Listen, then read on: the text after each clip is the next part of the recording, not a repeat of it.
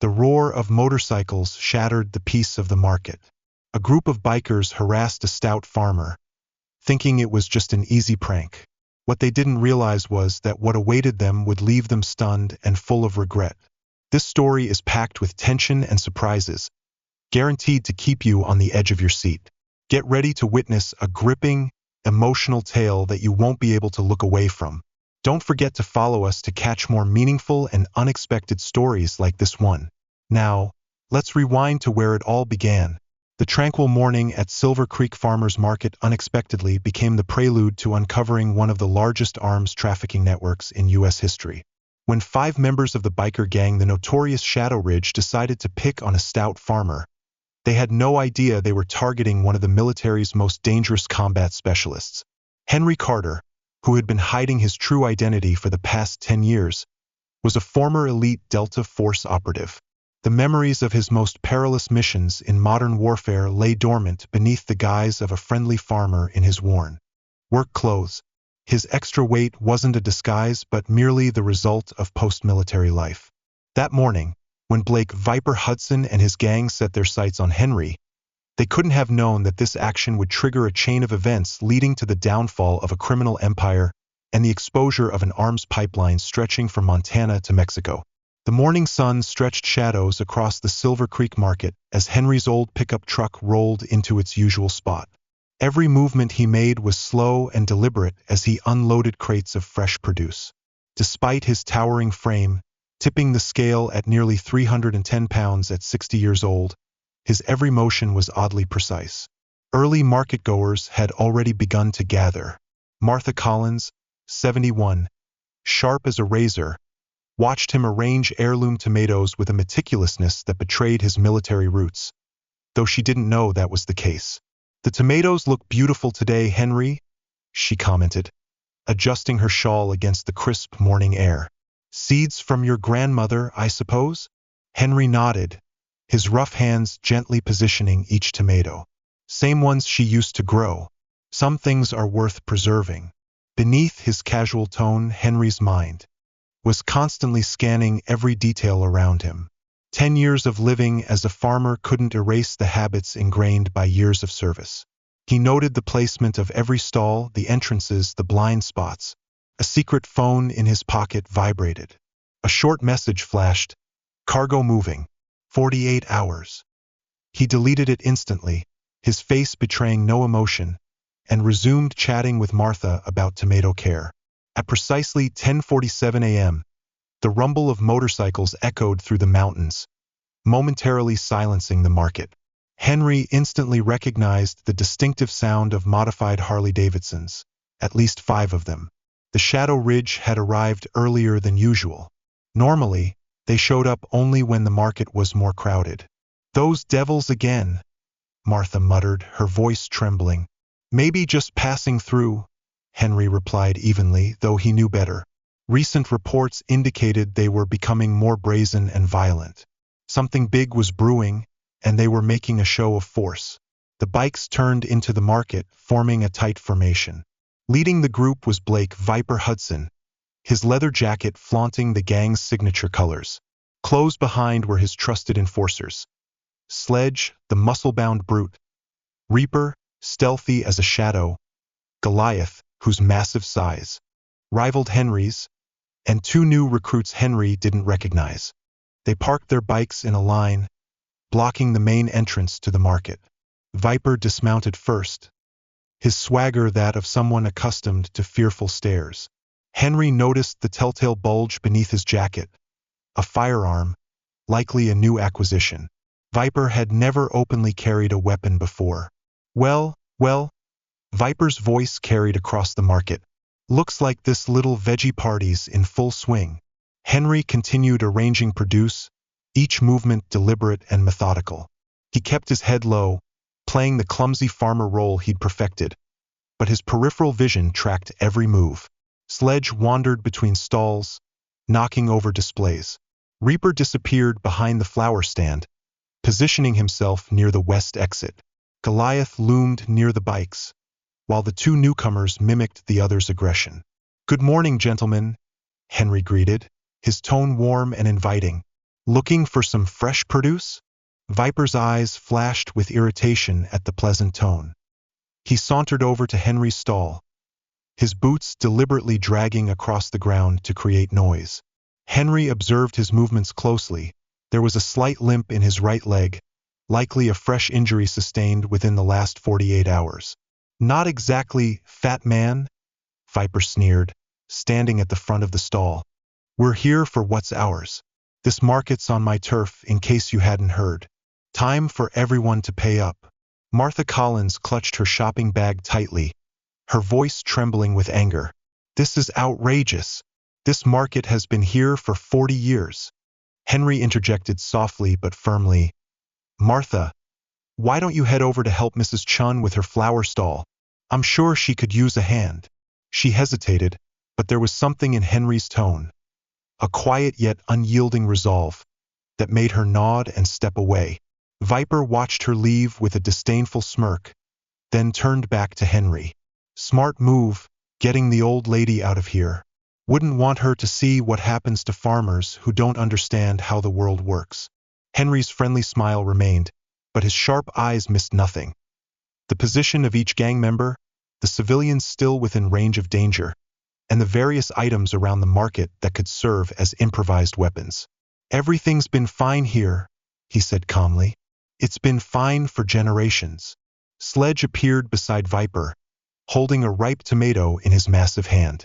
With a deliberate motion, he crushed it, the red juice dripping through his thick fingers and onto Henry's neatly arranged display. Times are changing, old man, Sledge said with a smirk. Better learn to keep up. Henry stared at the tomato juice staining the stall, keeping himself composed. 10 years in hiding had trained him to control his reactions, maintaining the posture of a submissive farmer. But today something felt different. The gang's aggression was no longer random. It had a clear purpose. That tomato's $3 apiece, he remarked quietly. Viper let out a rough, grating laugh. Hear that, boys? This old farmer thinks he's gonna charge us. He leaned in close, his breath reeking of whiskey. His pupils were dilated, a sign of amphetamine use. The combination made him unpredictable and dangerous, but it also made him careless, oblivious to the subtle shifts in Henry's stance or the seemingly idle placement of his hands, ready to strike if necessary. The next few minutes will matter a lot, kid, Henry murmured, his voice low enough for only Viper to hear. You might want to think carefully about your next move. For a brief moment, unease flickered in Viper's eyes, but he quickly masked it with aggression. Before he could respond, Reaper's voice cut through the tension. Boss, we've got company. Henry didn't need to turn to know what Reaper had spotted. As planned, Chief Barrett's patrol car was pulling onto the main road leading to the market. Viper straightened, his face twisting with frustration. This isn't over, fat man, he snarled. This whole market's gonna learn a hard lesson soon. The Shadow Ridge gang mounted their bikes, the engines roaring as they sped away. Henry began cleaning up the crushed tomatoes, other vendors cautiously emerging from their hiding spots as the hum of conversation gradually returned. Martha hurried back to Henry's stall. Henry, are you all right? Those men are horrible. I'm fine, Martha, he reassured her, his movements steady as he rearranged his display. Some people only feel big when they make others feel small. But as he worked, Henry's mind raced. The gang's behavior today confirmed the intelligence he'd received. Something big was in the works. Their escalating aggression, Viper's openly carried weapon, their territorial demands. All were pieces of a puzzle he'd been assembling for months. The phone in his pocket buzzed again. Meeting at Sarah's. 1 o'clock. Henry deleted the message, his expression unchanging. The confrontation that morning would have consequences, but not the kind the Shadow Ridge gang anticipated. They thought they'd intimidated an old farmer. In reality, they'd just added another piece to a decade-long operation poised to bring them down. Sarah's Cafe, nestled at the end of Silver Creek's Main Street, had an unassuming facade that concealed far more than the best coffee in the region. Henry parked behind the building, taking note of 3 unfamiliar vehicles on his way in. His trained eye immediately picked up on the telltale signs. government plates and poorly disguised antennas. The doorbell chimed softly as he stepped inside. Sarah Parker glanced up from behind the counter, her bright smile masking the true purpose of this meeting. At 27 years old, she had already proven to be an invaluable asset to the operation, with her cafe serving as the perfect front for intelligence gathering. "The usual, right?" she called out, coffee pot in hand. The cafe was nearly empty, with only 3 men scattered across the tables, feigning interest in newspapers or tapping away on laptops. "Thanks, Sarah. Quiet morning, just the regulars," Henry replied, emphasizing the word regulars ever so slightly.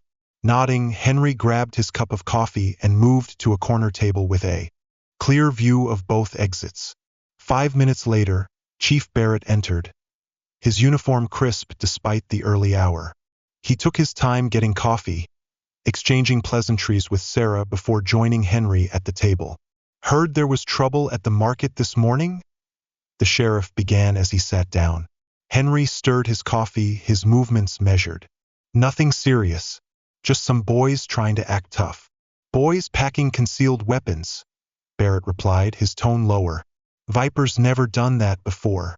Times are changing." Henry continued stirring his coffee, his voice steady. "The timing this morning was precise." "Wasn't me," Barrett clarified. "I got an anonymous tip, said there might be trouble at the market, even gave me the time I should swing by." Henry allowed himself a faint smile. The pieces were moving as planned. The man sitting at the far corner table folded his newspaper and approached. David Daniel, a field agent with the FBI, had been posing as a new insurance adjuster in town. "Mind if I join?" Daniel asked, not waiting for an answer before sitting. "Quite the morning, wasn't it? Viper's getting bolder." Henry watched as Sarah flipped the sign to closed and pulled the curtains. The other 2 customers in the cafe moved to positions near the exits, a standard protocol for secure meetings. "It's not just boldness," Henry said, his tone low but firm. "Their behavior is shifting. They're more aggressive, more coordinated. They're preparing for something big." Daniel nodded. "Our intel confirms a significant weapons shipment is moving through their territory. Biggest one yet. But there's more. Word is, there's a new player in the area." Chief Barrett leaned forward. "Cartel? Someone higher up?" Daniel nodded again. "Looks like someone is consolidating independent smuggling routes, bringing them under centralized control. Shadow Ridge is just one cog in a much larger operation." Henry thought of Viper's new weapon and the gang's territorial posturing. "They're being backed, resources, support, but also tested." "What do you mean?" Barrett asked. "This morning wasn't random harassment. They were gauging response times, testing how local law enforcement reacts. The market is a strategic location, control of 3 main access roads, clear sightlines to the highway." Daniel slid a tablet across the table. "These are satellite images from last night. Their compound, just outside town." Henry studied the images closely, his military-trained eyes picking out subtle changes. New security measures, altered building layouts, expanded parking areas. They're gearing up for a major operation, turning the compound into a distribution hub. "We've got a window," Daniel said. 2 days, maybe 3, before the shipment arrives.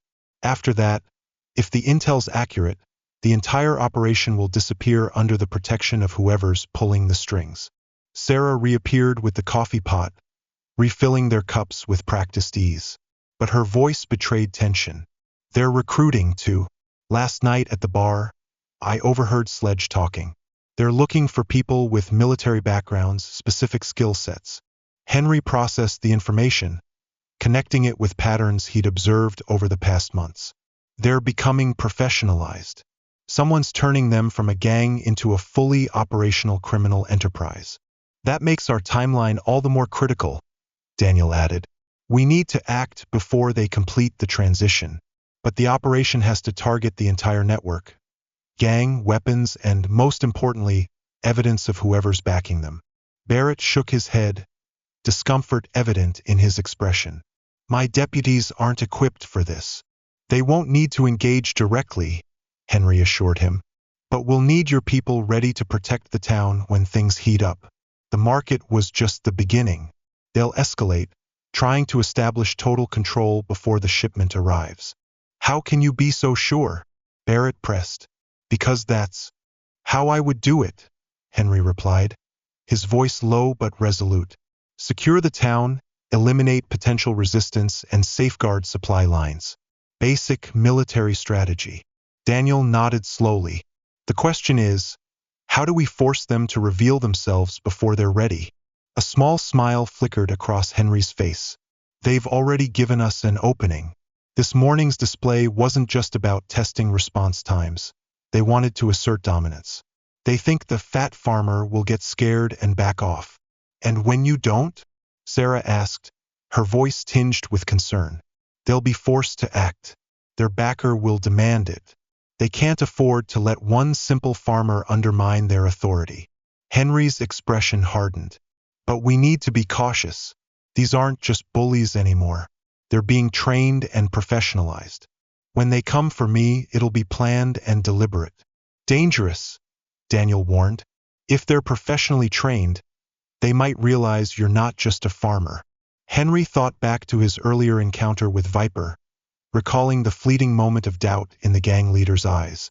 That same training will work against them. They'll focus on obvious threats, law enforcement, rival gangs.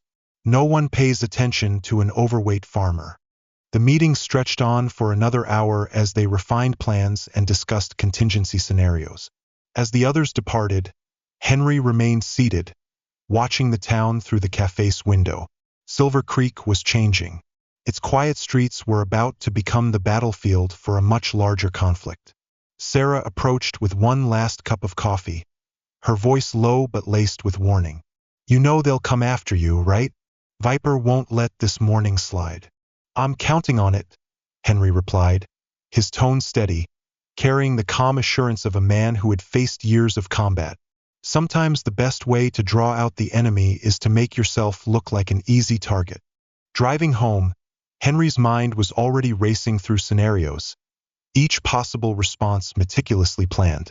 Shadow Ridge thought they had intimidated a simple farmer that morning. Soon enough, they'd learn that underestimating an opponent is the deadliest mistake a warrior can make. The sun dipped lower behind the hills of Silver Creek as Henry conducted his final checks around the farm. To any casual observer, he was just performing mundane chores, checking livestock, securing gates. His movements were slow and natural, but every action served a dual purpose, repositioning surveillance equipment, testing the security measures he had spent the past 10 years perfecting. Inside the barn, behind a cleverly concealed false wall that even professional inspections would struggle to detect, Henry entered his command center. Multiple monitors displayed feeds from hidden cameras strategically placed throughout the town. Feeds so secret that even the FBI agents weren't aware of their existence. Henry had learned long ago that the best operations are self-reliant, even with allies. His terminal lit up with an encrypted message from Daniel. Shadow Ridge is moving. Multiple vehicles leaving the compound. Henry checked his watch. 10:47 p.m., right on schedule. They wouldn't wait long to retaliate after this morning's challenge. His bulky frame and farmer's demeanor had always been his best disguise, and now his perfect bait. No gang with any pride could allow a fat farmer to challenge their authority without consequences. The first vehicle appeared on Henry's perimeter cameras at 9:12 p.m., a black SUV coasting slowly past the farm with its headlights off. Through the grainy feed, Henry recognized Reaper behind the wheel, the gang scout conducting their initial sweep. Two other vehicles followed at irregular intervals, taking up positions around the property's entrances. Henry's phone buzzed. It was a call from Sarah at the cafe. They were just here, she said, her voice low and tense. Viper and Sledge were loud enough for everyone to hear. They're planning to teach you a lesson and make an example of you. What exactly did they say? Henry asked. They're coming tonight. Viper called in reinforcements from the northern chapter. At least 10 men, maybe more. She paused before continuing, her voice more strained. They talked about burning your barn, destroying livestock, making sure you can't sell at the market anymore. Henry chuckled softly. Thanks for the heads up. You should close up early and stay away from Main Street tonight. Henry, these aren't just regular thugs anymore, she warned, her concern evident. The new guys, they move differently. I'd bet anything they've got military training. Good. That'll make this more interesting. Before she could argue further, Henry ended the call.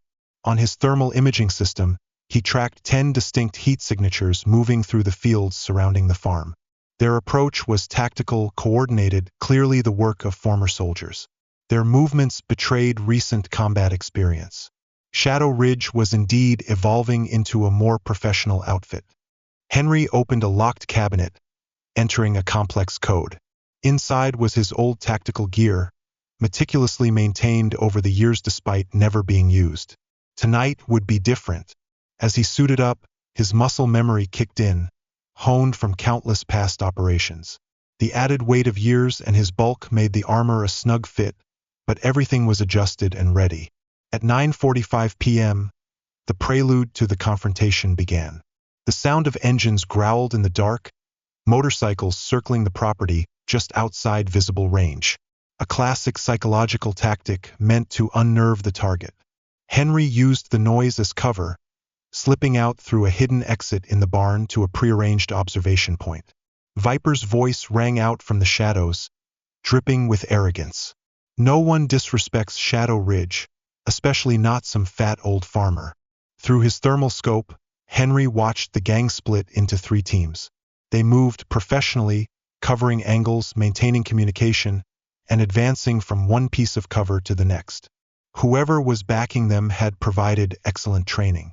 But they had made one critical error. They thought they were dealing with an ordinary farmer. The first team breached the front door at exactly 10 p.m.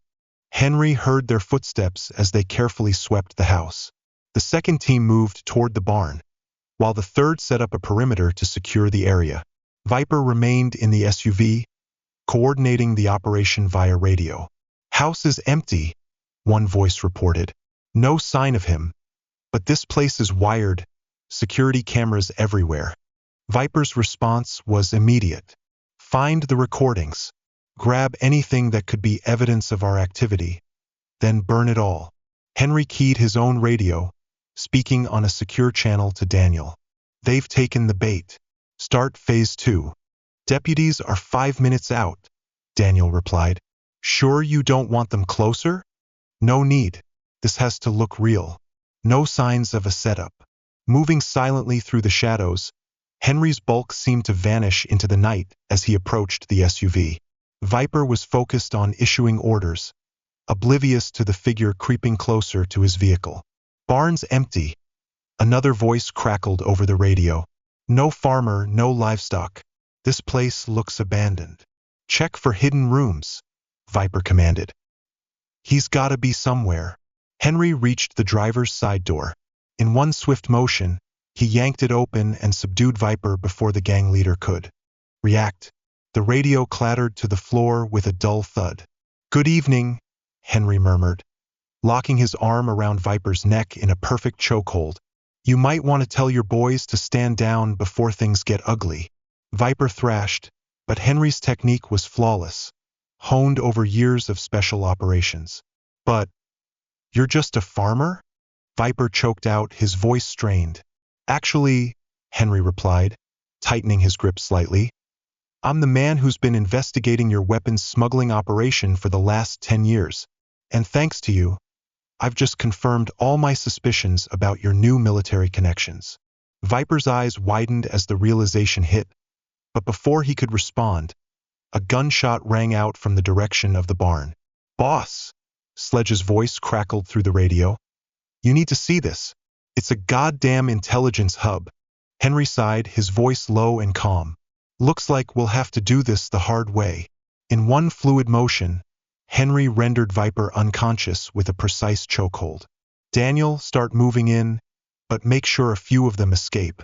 This needs to look authentic. Chaos engulfed the farm as Henry systematically neutralized the Shadow Ridge assault teams. Every movement he made was efficient, deliberate, using his formidable size as an asset rather than a hindrance. The gang's military training became their greatest weakness. They anticipated conventional tactics, not the fluid, close-quarters combat techniques of a seasoned Delta Force operative. One by one, Henry incapacitated the attackers, careful to leave an escape route. As expected, a handful fled, carrying the tale of a farmer who wasn't at all what he seemed. By the time police sirens echoed in the distance, the scene was perfectly staged. Enough evidence to justify an investigation, a few gang members on the run to spread the story, and just enough mystery surrounding Henry Carter to draw the attention of the mastermind behind it all. As dawn broke over Silver Creek, local and state law enforcement swarmed Henry's farm, processing the aftermath of the attack. Henry sat on his porch, maintaining the appearance of a shaken but resilient farmer, all the while keeping a watchful eye on the activity. Viper had been quietly transferred to federal custody hours earlier, with his absence explained to local authorities as the gang leader fleeing the scene. For Shadow Ridge members were handcuffed and loaded into police vehicles, while forensic teams cataloged evidence from the attack. Most crucially, they documented signs of a struggle, carefully staged to look like the desperate, lucky defense of a resourceful farmer. Not a single clue hinted at the calculated precision of a trained operative. Daniel approached the porch with 2 cups of coffee, his casual demeanor failing to mask the tension in his voice. 3 got away just like you planned. I overheard their panic over comms. They're scared. Henry accepted the coffee, his movements deliberately slow, projecting exhaustion. Good. They need to tell the story their way. It'll be more convincing that way. Our friend Viper's been surprisingly talkative during interrogation, Daniel continued. Despite his training, he couldn't handle advanced extraction techniques. He confirmed most of our suspicions about the backer, but no names. Says he's never met them face to face. All orders come through encrypted channels, using military-grade protocols. Henry watched as officers carried boxes of evidence from his command center, each item carefully curated to reveal just enough without exposing the true scale of his operation. They're probing, he said quietly, using Shadow Ridge to test law enforcement response and identify weaknesses. Chief Barrett joined them, his uniform streaked with dirt after a long night. Local reporters are here. Want me to handle the press? No need, Henry replied, shifting in his seat to appear more haggard. I need to do this myself. The story has to sell. Barrett nodded, understanding the importance. They had prepared for this moment, crafting the narrative meticulously. A local farmer defending his home against a gang's attack, accidentally uncovering a larger criminal enterprise. Nothing would point to federal involvement or the long-term investigation behind the scenes. The first reporter to approach was Amy Chun from the local newspaper. Henry recognized her as a regular at Sarah's cafe. Mr. Carter, can you tell us what happened last night? She asked, holding out a recorder. Henry allowed his hands to tremble slightly, his voice a mixture of fear and indignation as he recounted the official version of events. The gang's attack, his narrow escape, and the shocking discovery of surveillance equipment in his barn. I just did what anyone would do, he concluded, his voice wavering, perfectly playing the role. This is my home, my family's land. I couldn't let them take it from me. As the morning wore on, more reporters arrived. Each time, Henry repeated the same story, reinforcing the carefully crafted narrative. A local hero standing up to a notorious gang was irresistible news, especially when the hero was just a humble farmer. By midday, Henry's phone buzzed incessantly with calls from concerned neighbors. Martha Collins brought over a casserole, fussing over him like a protective hen. The community's outpouring of support was exactly what was needed. Public backing would make it harder for Shadow Ridge to retaliate openly. Daniel returned as the reporters departed. There's activity at their compound, he said. Vehicles coming and going. They're panicking. Good, Henry replied, rising and stretching. Their backer will have to react now. They can't ignore an exposed operation. Are you sure about the next step? Daniel's voice betrayed a note of apprehension. Once we move forward, there's no turning back. They need to believe they still have the upper hand, Henry said calmly. They'll think they're dealing with a lucky farmer who stumbled onto something big. And when they try to silence that farmer, we'll know exactly who we're up against. Inside the house, Henry activated backup systems, surveillance networks that hadn't been exposed in the raid. Multiple monitors displayed feeds from across Silver Creek, including key areas around the Shadow Ridge compound. The gang's activity reflected visible disarray, but beneath the surface was professional organization. Vehicles moving in and out, individuals in tactical gear transporting equipment. They're cleaning house, Daniel observed, wiping anything that could tie them to their backer. Not everything, Henry countered, pointing to a screen displaying a lone building at the compound's edge. That structure's new, built to military specs. I'd bet that's their secure communications hub. We can't get a warrant for that building without exposing the intel we have, Daniel said. Henry smirked. We won't need one. Viper's escape and ridiculously easy capture will raise their suspicions. They'll assume he talked. Let's see what they move out of there tonight. The afternoon brought more visits from neighbors, giving Henry further opportunities to solidify his story. He played the role of a shaken but determined farmer to perfection, accepting casseroles and well wishes with a blend of gratitude and anxiety. As sunset approached, Sarah arrived with dinner from the cafe. Sledge's girlfriend came into the cafe today, she reported quietly. Said they're bringing in some serious people, contractors, the ex-military kind. Expected, Henry replied with a nod. They'll want to assess the damage, figure out if their operation's been compromised. You mean figure out if you're really just a lucky farmer? Henry nodded again. And when they decide to look closer, they'll step right into my trap. Sarah frowned. Unless they decide to eliminate the problem immediately. They won't, Henry said with quiet certainty. Their backer will want to be sure. Killing a farmer raises questions. They'll want to control the situation, minimize any collateral damage. As night fell over Silver Creek, Henry sat in his restored command center. The exposed equipment had been replaced, the new systems even more covert than before. The monitors displayed heightened activity at the Shadow Ridge compound. Vehicles leaving in multiple directions, teams deploying with precise coordination. They're setting up surveillance points around the town, Daniel observed, watching the monitors. Tracking your movements, trying to determine if you really are who you appear to be. Henry began typing commands, activating secondary surveillance systems scattered throughout Silver Creek. Good. Let them watch. Every move they make tells us more about how they operate and who's giving the orders. And if they decide to act directly against you, that's exactly what we're waiting for, Henry replied, his eyes never leaving the screens. Sometimes you have to let the enemy think they've cornered you before they reveal their true strength.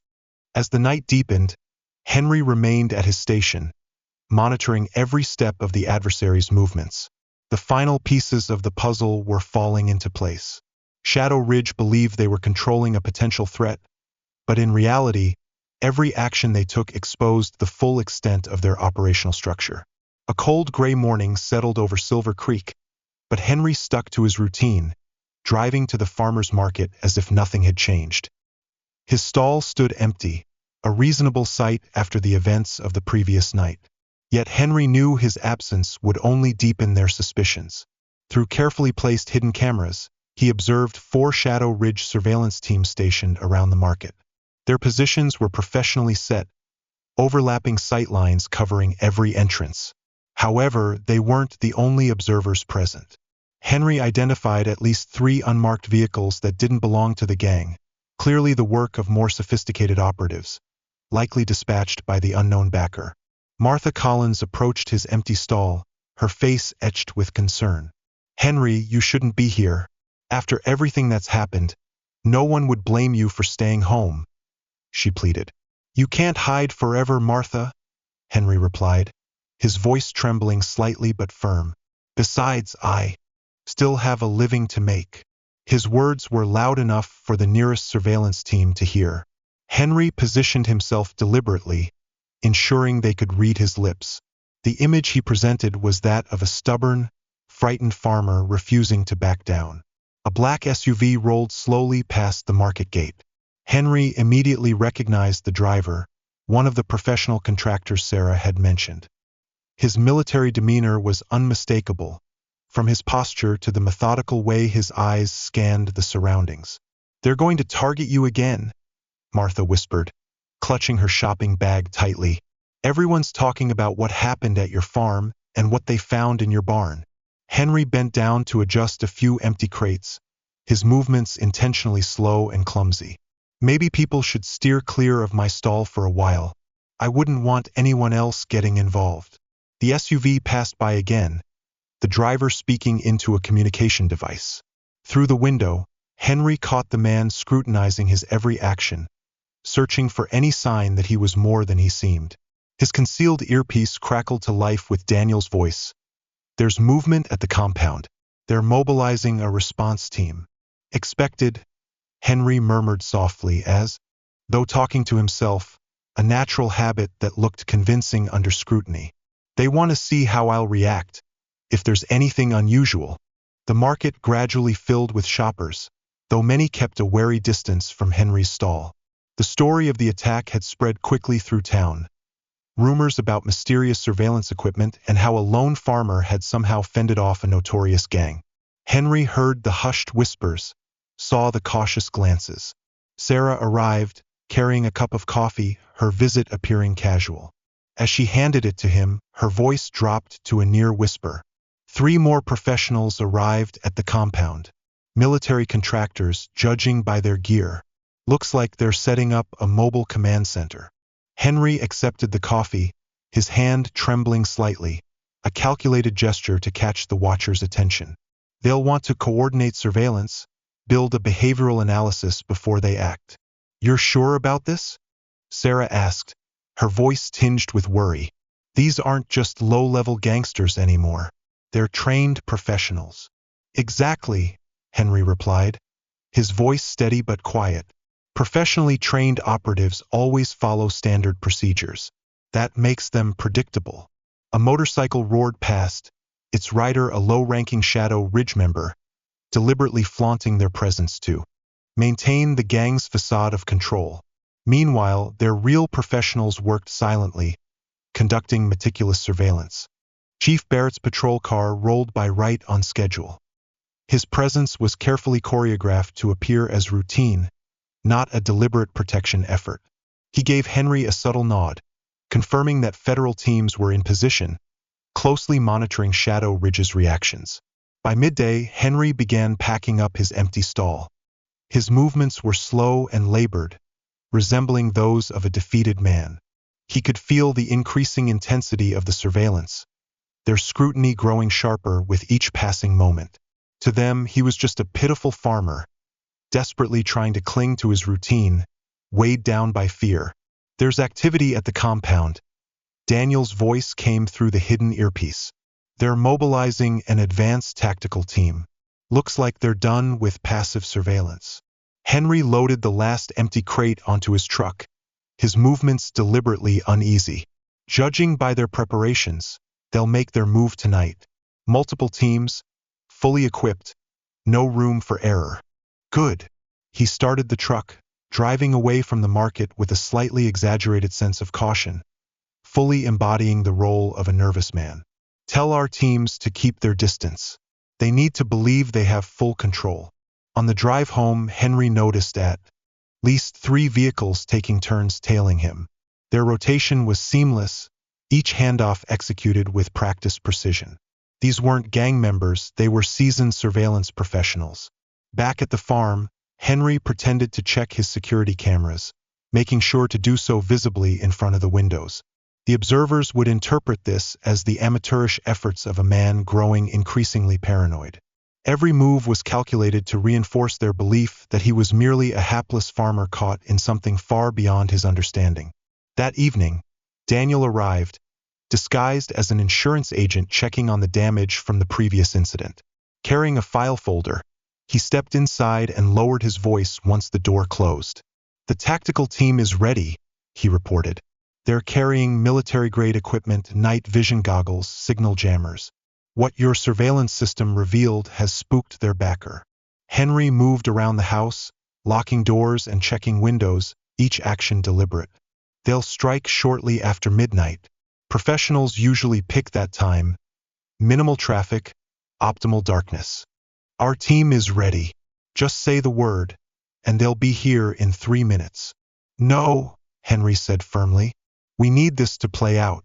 From their tactics to their equipment and entry points, everything they do tonight will tell us more about who we're really up against. He paused, his eyes gleaming with confidence. And if they decide to eliminate the threat for good? A faint smile crossed his face as he sank into an armchair, his large frame appearing relaxed. They'll learn why Delta Force is trained to turn the enemy's assumptions into their downfall. As darkness blanketed Silver Creek, Henry performed his final security checks, playing the role of a fearful man heading to bed early. But beneath his barn, the hidden command center buzzed with activity. Monitors displayed live feeds of professional tactical teams converging on the farm. The trap was set. Now it was just a matter of waiting for them to take the bait. At exactly 11:47 p.m., all external surveillance feeds surrounding Henry's farm abruptly went offline. In the command center, he observed the advancing teams through a secured backup system. The attackers had no idea it existed. We've lost all outside channels, Daniel reported over the secure comm line. They're using military-grade signal jammers. This is professional work. Henry watched the thermal imaging feed, noting 12 heat signatures approaching the property. Their formation followed standard special forces protocols. 3 teams of 4, moving in coordinated groups, each equipped with advanced gear, night vision goggles, suppressed weapons, tactical radios. They're not taking any chances, Henry remarked calmly as he studied their approach. Fully outfitted counter-surveillance measures, multiple entry angles. They've planned this thoroughly. The attackers cut power to the area, leveraging their night vision advantage while blocking all cellular signals. To anyone observing from the outside, the farm appeared completely isolated. Henry moved silently through the house, his large frame making barely a sound in the darkness. Years of special operations experience guided each step as he positioned himself strategically. Let them believe their technology gave them total control. At precisely midnight, the first team breached the front door. Their entry was flawless, synchronized, professional, reflecting extensive experience in tactical operations. They moved through the house room by room, clearing each space with meticulous precision. Living room clear. Kitchen clear. Bedroom. The soldier's voice faltered as he found the bed empty. Tension rippled through the formation. Their intelligence had indicated that Henry had gone to bed hours earlier and hadn't left the house. Target is mobile, the team leader whispered over the comms. Repeat. Target is not in the expected position. From his thermal monitor, Henry observed the unease creeping into the teams. Professional operators despise surprises. Unexpected developments suggested faulty intel and undermined their tactical advantage. The second team reported from the barn. Storage area clear. No additional surveillance equipment found. But there was a note of confusion in the voice. Something's off. This place is too clean. No real farming equipment, minimal livestock supplies. Henry smirked. They were beginning to realize things weren't as they seemed. But by the time they fully understood their mistake, it would be far too late. All teams, converge on the house. The commander's voice ordered over the comms. Target must be hiding somewhere inside. Sweep everything. Leave no stone unturned. Henry watched as the teams regrouped. They moved with the confidence of night vision dominance and coordinated training, but the tension in their movements was palpable. The kitchen's already been cleared, a soldier reported. Check it again, the commander barked. Search everywhere. This doesn't add up. Moving silently behind the enemy formation, Henry used their own strategies against them. Years of training had taught him how special ops teams thought, how they moved, and where they expected threats to come from. Most importantly, he knew their blind spots.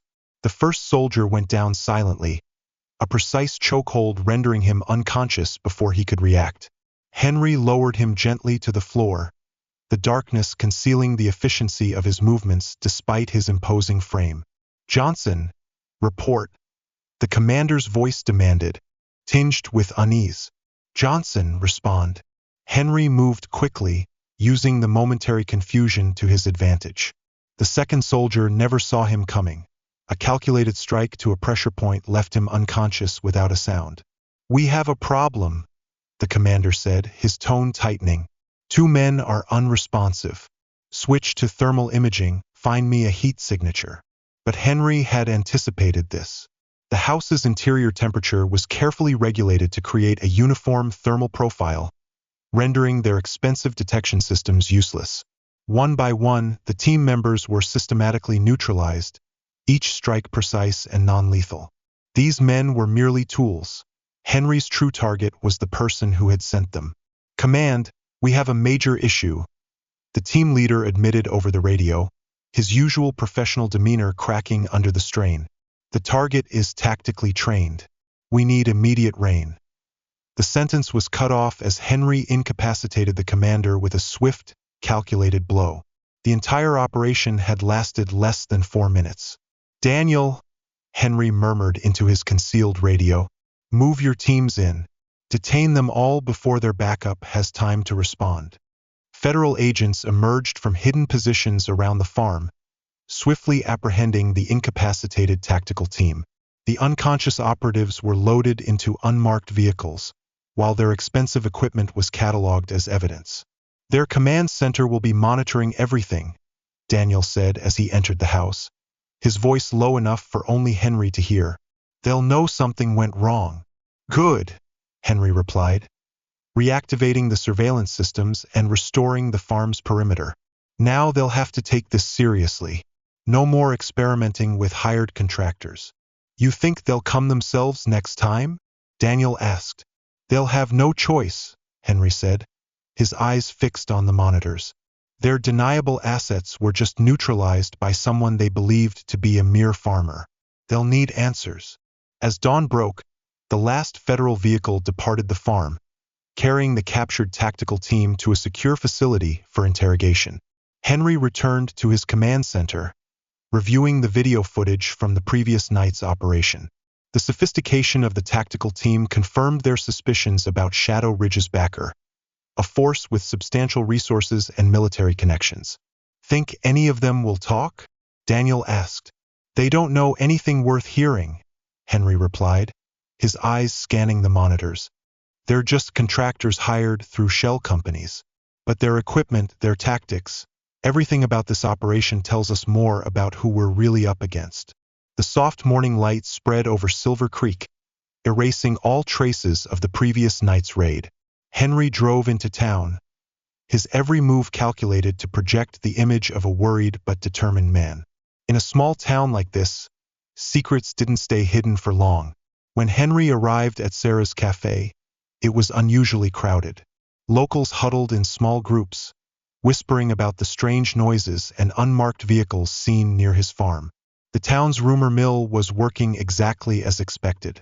"You look tired, Henry," Sarah remarked as she poured him a coffee, her voice loud enough for nearby patrons to overhear. "Rough night. Couldn't sleep?" Henry replied, letting fatigue seep into his voice. "Thought I heard noises outside. Probably just stress after everything that's happened." His words sparked a new wave of murmurs. Through carefully planted surveillance devices, Henry monitored the calls leaving the cafe, including 3 directed to Shadow Ridge contacts. Their communication network was crude but effective. Daniel entered the cafe, sitting across from Henry as if it were a casual breakfast. "Meeting. Last night's team has been processed," he said quietly. "Professional contractors, just as we thought. Mostly former Special Forces operatives. They were hired through a complex network of shell companies." "Any direct links?" Henry asked. "Not yet, but their equipment." Daniel lowered his voice further. "Some of it's classified tech. Stuff that shouldn't be accessible on the civilian market. Whoever's behind this has serious military connections." Henry noticed a black sedan pass the cafe for the 3rd time, its tinted windows concealing the occupants.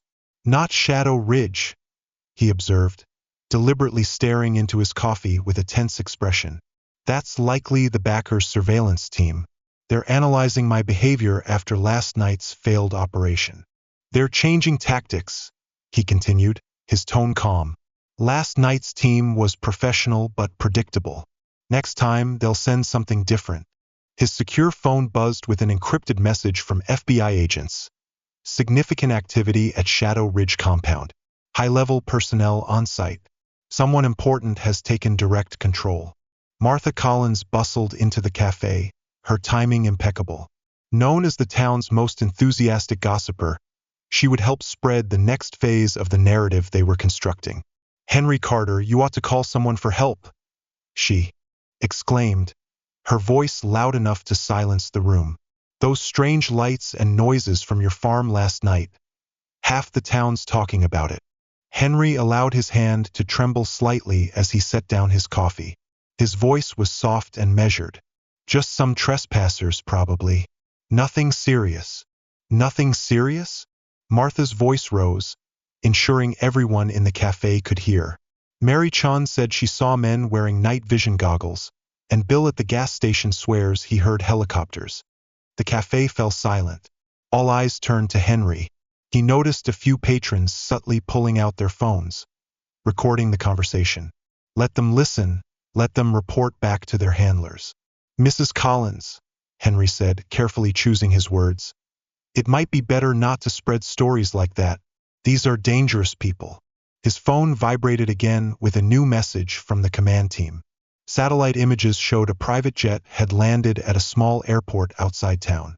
The enemy was no longer working through intermediaries.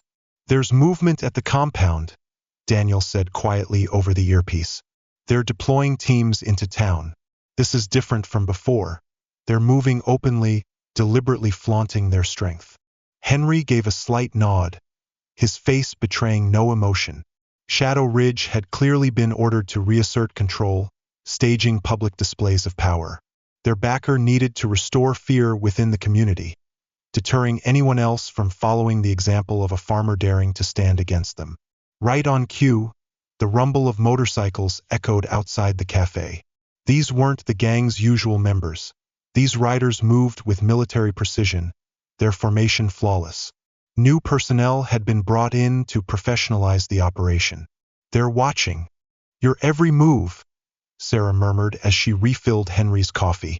I've spotted at least 4 surveillance teams from here, maybe more. Good, Henry replied softly, almost to himself. Let them watch. Every reaction reveals more about how they think. The morning passed with carefully calculated actions. Henry went to the bank, the feed store, and the post office, chores befitting a farmer. In truth, he was observing Shadow Ridge's new operatives. Their presence was designed to intimidate and overwhelm but stayed within the bounds of legality. At the feed store, a new figure appeared. A man in an expensive suit, conspicuously out of place. Every movement he made radiated the authority of a military commander. General Morgan. Daniel's voice came through Henry's earpiece. Former head of Special Operations Command. Retired under suspicious circumstances 3 years ago. No official ties to any private military company, but his name keeps showing up in intelligence reports on arms smuggling. Henry pretended not to notice the general, maintaining his role as a nervous farmer. But he mentally cataloged every detail, the way Morgan moved, the subtle hand signals to hidden security teams, the way his eyes assessed threats. This was a man well-versed in commanding special forces. Back at the farm, Henry reviewed the day's surveillance data. The Shadow Ridge compound was evolving rapidly. Professional security teams had replaced gang members in key positions. Their backer had stepped in directly, transforming a criminal biker gang into something far more dangerous. They'll make a move soon, Daniel remarked, watching the live feeds. Morgan isn't the type to sit on surveillance for long. He's a man of action. How long do we have? Henry asked. Judging by their activity, I'd say tonight. Multiple teams, heavily armed. They're done playing games. Good. Henry nodded, his expression resolute. Time to show them what happens when they bring conventional military tactics to a fight that doesn't follow traditional rules. Dusk fell over Silver Creek, bringing an uneasy silence. Shadow Ridge's new professional operatives had established a visible perimeter around the town. Their presence was both overt and menacing. Locals hurried home, leaving the streets eerily empty before night fully descended. The message was clear. This town now had new management. From his command center, Henry monitored General Morgan orchestrating operations from the gang's compound. The scale of the operation had grown significantly. Satellite imagery revealed multiple tactical teams, advanced communication systems, and even armored vehicles disguised as civilian trucks. "They're not even trying to hide anymore," Daniel remarked over the secure comm line. "Morgan's playing to his strengths," Henry replied, his eyes fixed on the monitors. Conventional military tactics, overwhelming force, superior technology, controlled escalation, everything that made him successful in war, and everything that will lead to his failure here. Morgan's tactical teams moved with precision, establishing observation posts throughout the town. Their equipment was cutting-edge: thermal imaging systems, signal jammers, and advanced counter-surveillance measures. But Henry had spent a decade preparing for this exact scenario. At exactly 10:47 p.m., everything was in place. Morgan made his first move. Every phone in Silver Creek received the same text message simultaneously. "For your safety, please remain indoors until further notice. Law enforcement is conducting a special operation in your area." Henry allowed himself a faint smile. The wording of the message was perfect, formal enough to ensure compliance, yet vague enough to avoid legal repercussions. Morgan was leveraging his military experience to establish psychological control over the battlefield. "There are multiple teams converging on your position," Daniel reported over the earpiece. "This is different from last night. No attempts at subtlety. Full tactical gear, weapons out in the open." Through his surveillance network, Henry counted 21 operatives advancing on the farm. Their movements spoke of extensive military training but also revealed their commander's mindset. Morgan was treating this as a conventional military operation: overwhelm the target with superior force. "They're using outdated infantry tactics," Henry observed, watching the teams position themselves. "Standard protocols for urban warfare. Morgan hasn't adapted to civilian dynamics." The first group reached the outer boundary of the farm at 9:15 p.m. Unlike the previous night, they moved with an air of confidence and authority. Their encrypted communications were loud enough to make it clear. They wanted Henry to know they were coming. "Henry Carter," the commander's voice boomed from a specialized loudspeaker. "This is your only warning. Exit your home with your hands up. You have 60 seconds to comply." Henry activated his counter-surveillance measures, a system that appeared crude but was far more sophisticated than it looked. He wanted Morgan to believe he was dealing with a farmer using rudimentary defenses. "Their plan is getting slightly more complex," Henry murmured to Daniel as he typed quickly, initiating preset electronic countermeasures. The tactical team's communications began to glitch, disrupting their coordination. Their encrypted radios still worked, but with degraded quality, enough to create just the right amount of confusion to disrupt their rhythm, all while appearing to be random interference. "Target is non-compliant," the commander reported, moving to breach positions. Through his thermal imaging, Henry watched the teams prepare for a coordinated assault. Their stances followed textbook military doctrine: multiple entry points, overlapping fields of fire, each step precise and methodical, exactly as Morgan would have trained them. "They're about to attack," Daniel warned. "Do you want to call in backup?" "Not yet," Henry replied, moving silently through hidden passages in the house. "Morgan needs to witness this failure firsthand. He needs to understand this isn't a simple security problem." At 9:30 p.m., the assault began.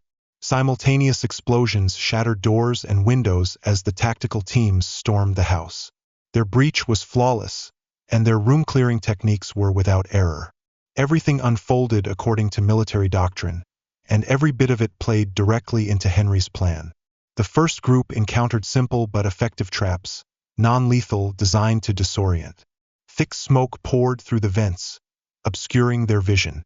Strobe lights disrupted their night vision gear. Each countermeasure appeared hastily improvised, as if by a desperate farmer. "What the hell is this?"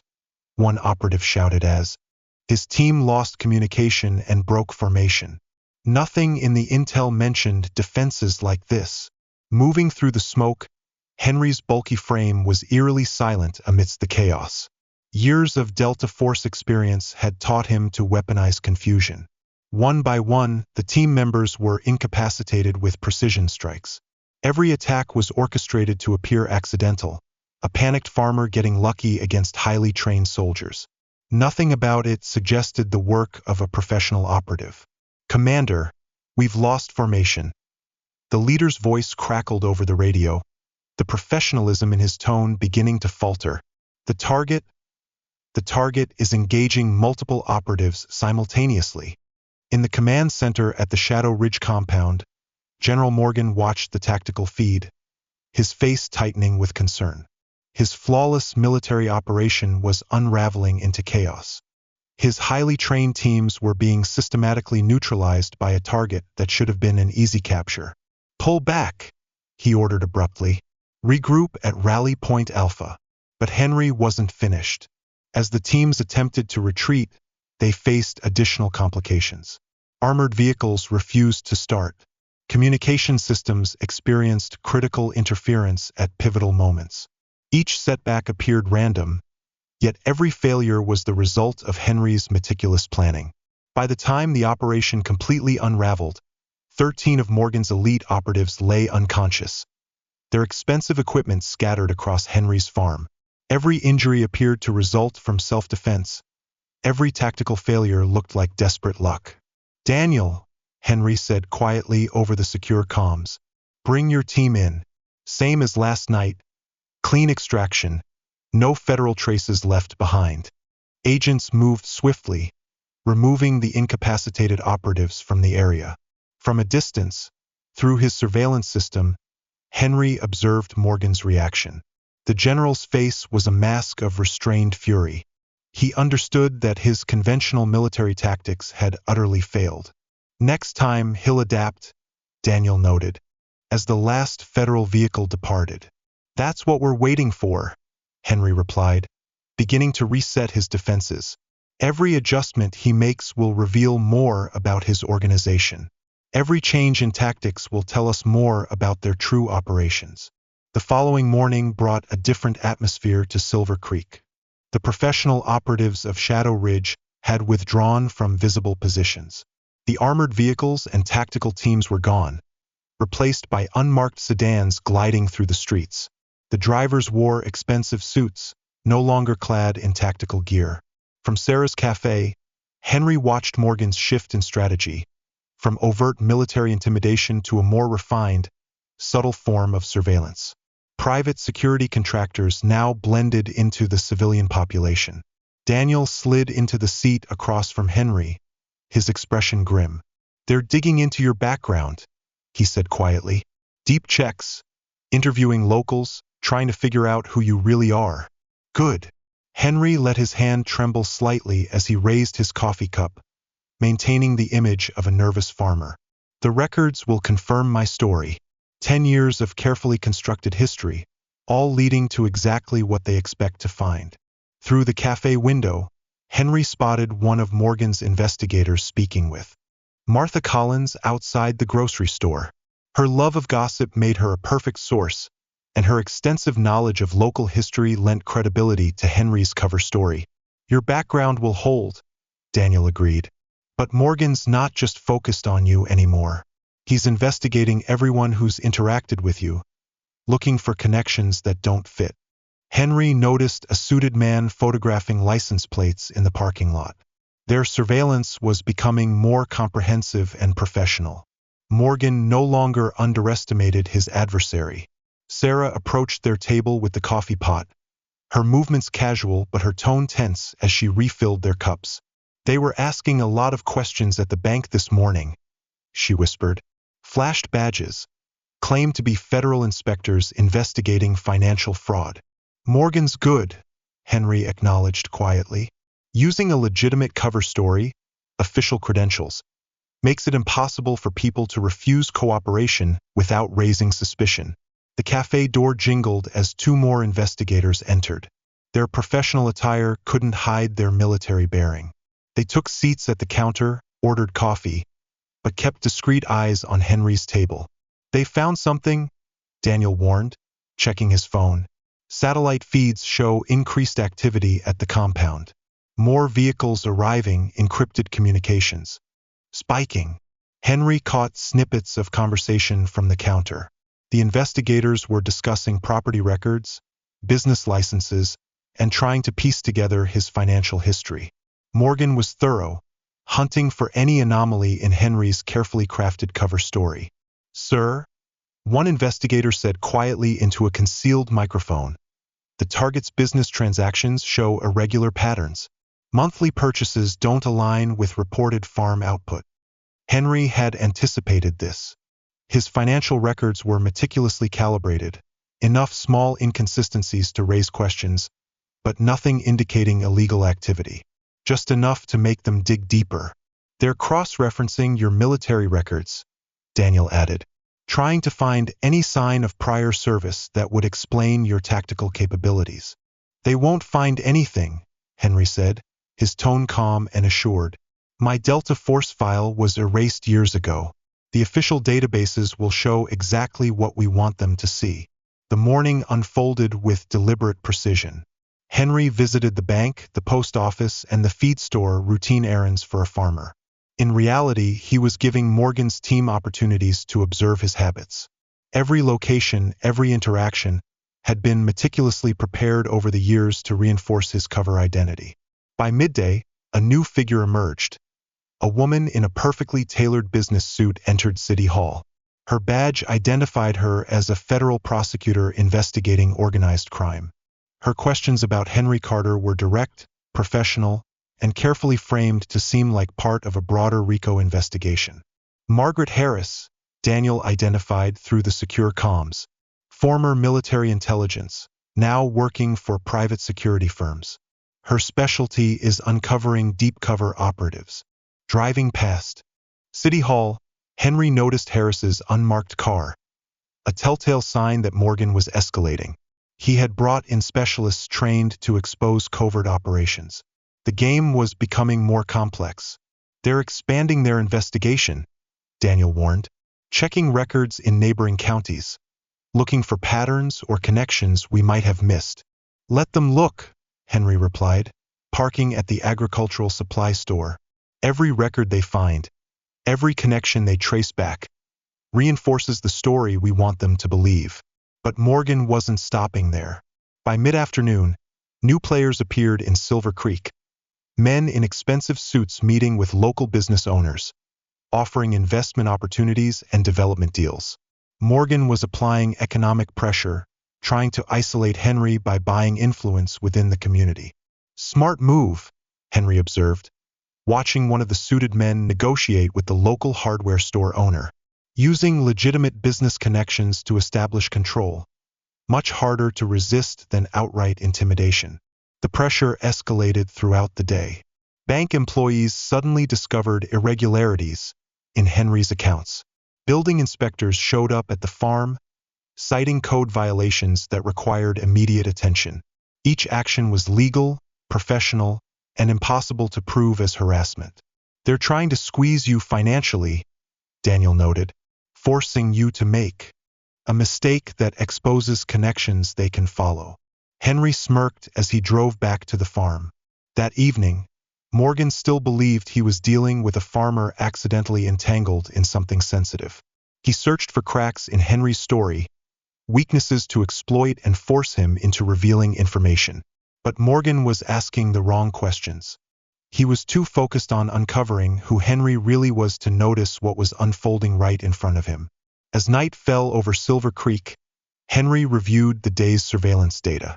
Morgan's investigators had been thorough, professional, exactly what you'd expect from former military intelligence operatives. They had found precisely the irregularities Henry had deliberately left for them to discover.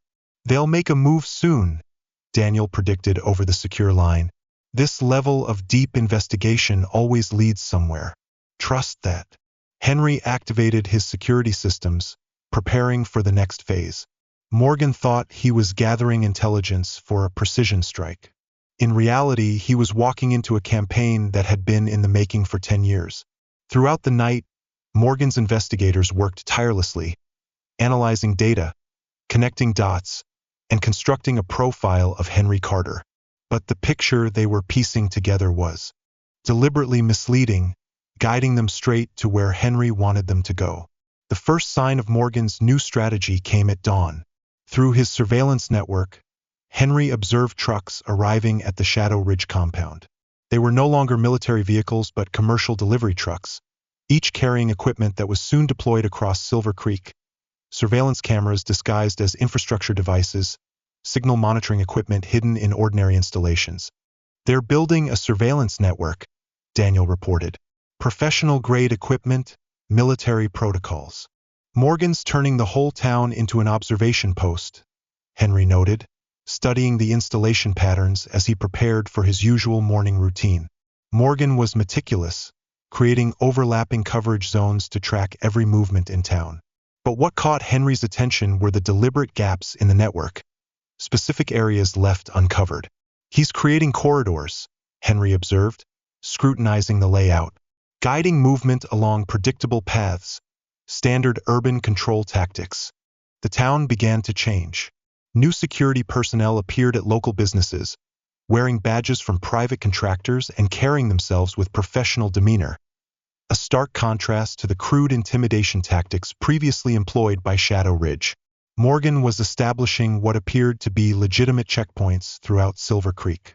At the farmers' market, Henry set up his stall under the watchful gaze of numerous surveillance cameras. Martha Collins approached, her voice tinged with unease, as usual. "Henry, have you noticed all these new security measures?" she asked softly, her tone quieter than usual. "They're saying it's because of increased criminal activity in the area." "Probably just to keep everyone safe," Henry replied, maintaining the facade of a worried farmer.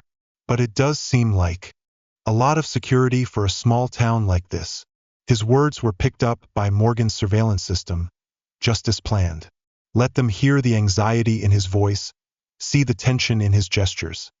Every action carefully reinforced the assumptions they had about him. By mid-morning, Margaret Harris made her move. The former military intelligence officer approached Henry's stall with a demeanor that was professional yet quietly menacing. "Mr. Carter," she greeted with a smile that didn't reach her eyes, "I'd like to have a word about your farm operations. Some regulatory issues have caught our attention." Henry let his hands tremble slightly as he rearranged some crates of vegetables. "I've always kept my paperwork in order, ma'am. Everything's properly licensed." "Indeed," she replied, her sharp eyes scrutinizing him closely. "Your documentation is very thorough, almost too thorough, one might say, as if someone had spent years crafting a very specific narrative." The veiled threat was unmistakable. Morgan's team had uncovered the planted irregularities in Henry's past, exactly as planned. Now they were testing his reaction, watching how he handled direct pressure. "I'm just a farmer," Henry insisted, his tone a mix of desperation and nervousness.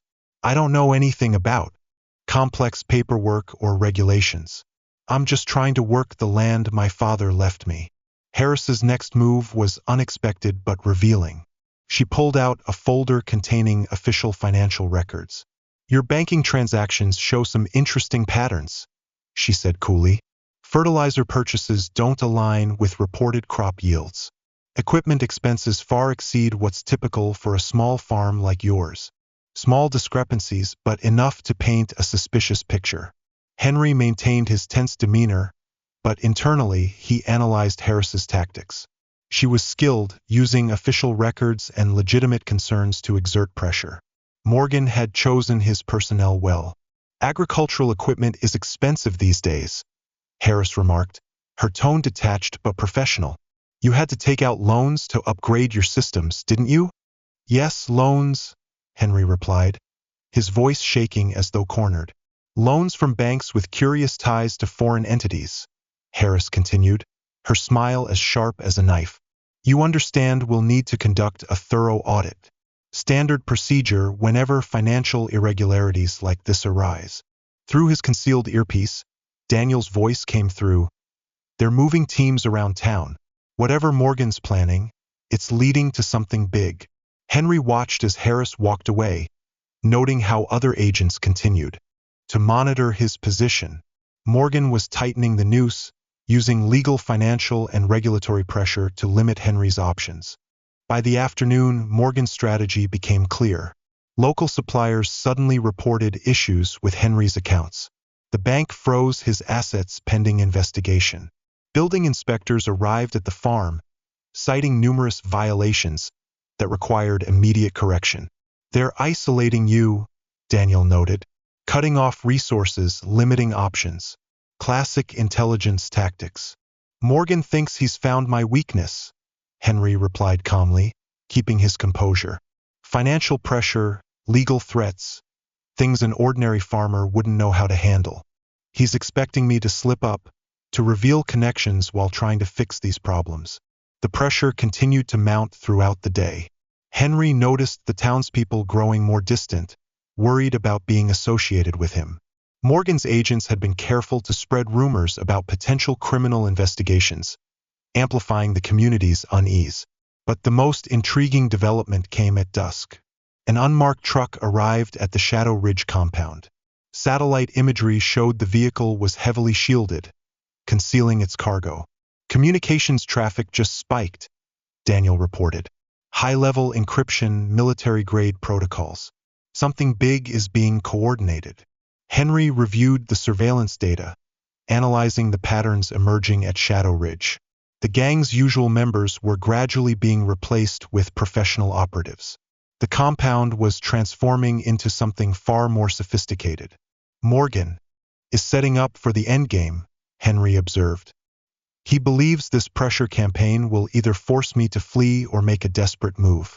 Either way, he's hoping I'll reveal something he can use. And when you don't? Daniel asked. That's when we'll see his real plan. As night fell over Silver Creek, Henry Carter, the seemingly desperate farmer, continued to feign struggle under mounting pressure. But beneath the surface, every move was calculated, contingency plans ready. Morgan thought he was laying a trap a decade in the making. What he didn't realize was that he was stepping into another trap, one that had been waiting for him just as long. The unmarked truck arriving at dusk was the piece Henry had been waiting for. His specialized scanning network, deployed across Silver Creek, detected a unique radiation signature from the cargo inside. Confirmed, Henry relayed over the secure comms. Morgan isn't just trafficking weapons. He's moving prototype military tech, possibly experimental weapons systems. Dawn brought new developments. Rachel Harris appeared at City Hall with a team of forensic auditors. Their credentials were impeccable, and their investigation focused on local business connections. Every financial inquiry eventually led back to Henry's farm, weaving a growing web of suspicion. They're building a RICO case, Daniel said, watching from a concealed position in the coffee shop, using legitimate federal investigations to justify increased surveillance and pressure. Henry maintained his guise as a worried farmer, driving through town and noting Morgan's agents stationed at critical locations. The overarching strategy was sophisticated, multiple layers of legal authority working to restrict movement and gather intelligence. A report from Henry's security system confirmed, connection to Santiago cartel verified.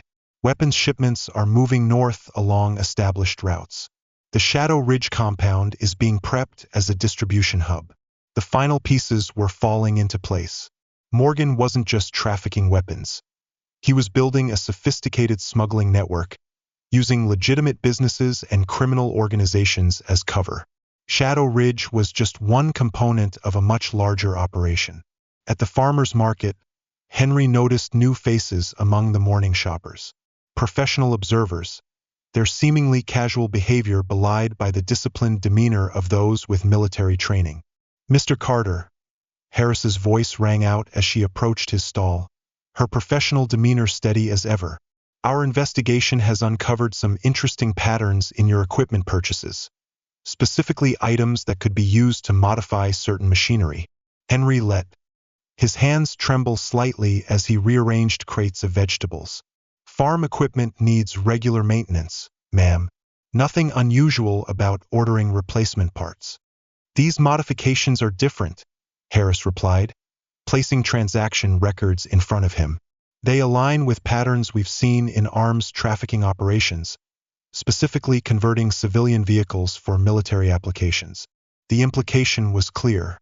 Morgan's team had found exactly what they were meant to find, evidence suggesting Henry's farm was a front for weapons modifications. Every discovery was drawing them deeper into a narrative constructed over 10 years. I don't know anything about weapons, Henry insisted, his voice carrying just the right note of desperate denial. I'm just trying to keep my father's farm running. But Harris wasn't finished. She produced satellite images showing vehicle movements around his farm, with timing patterns suggesting coordinated activity. The evidence was mounting, all pointing toward conclusions Morgan's team had been guided to reach. Teams are converging on the compound, Daniel reported over the secure comms. Heavy equipment is being moved undercover. It looks like Morgan's plan is accelerating. By afternoon, Henry drove home, noting the surveillance network tracking his every move. Every camera, observation post, and monitoring device was perfectly positioned to create a comprehensive net, one designed to catch any attempt to move weapons or contact outside forces. In the secret command center, Henry reviewed the latest intelligence. The Shadow Ridge compound had transformed into a sophisticated operational hub with secure communication systems, weapons storage, and distribution facilities. Morgan isn't just selling guns, Daniel updated over the secure comms. He's building a private military arsenal. As night deepened, Morgan's strategy became more apparent. His operatives systematically isolated Henry, using legitimate investigations to cut off his resources and support. This pressure campaign was meant to force him to flee or act recklessly. But the shipments provided a more compelling story. Morgan wasn't merely stockpiling artillery. He was acquiring specific systems, pointing to something far larger than profit. Track the end users, Henry instructed Daniel. See where these weapons are actually going. The findings were clear. Many shipments traced back to private military companies, security contractors, and specialized training facilities. He's building an army, Daniel realized, using Shadow Ridge and other gangs as a front for a much larger operation. As darkness cloaked Silver Creek, Henry noticed increased activity at the compound. Under the cover of night, specialized equipment was being transported in communication systems, tactical gear, and technology indicative of preparations for significant operations.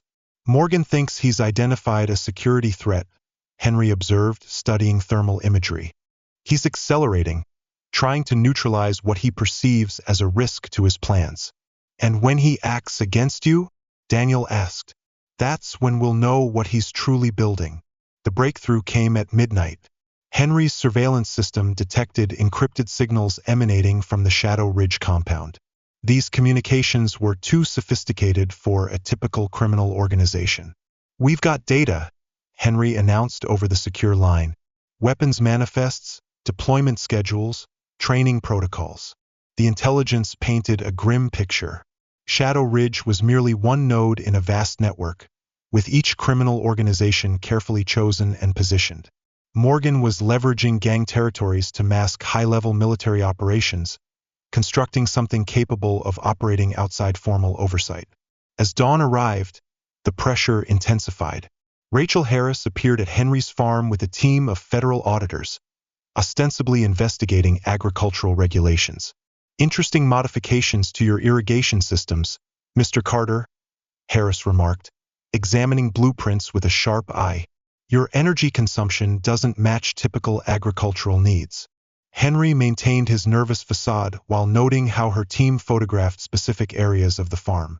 They were searching for evidence of weapons modification, finding precisely the breadcrumbs he had carefully planted over the years.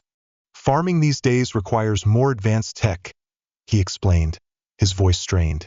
I've had to upgrade a few systems to stay competitive. Yes, upgrades, Harris replied with a cold smile, her gaze lingering on reinforced storage buildings, These barns seem a bit excessive for storing grain. Through his hidden surveillance network, Henry watched Morgan's reaction to the investigation. He had deployed additional teams around Silver Creek, positioning them for immediate response to any attempts to move weapons or equipment.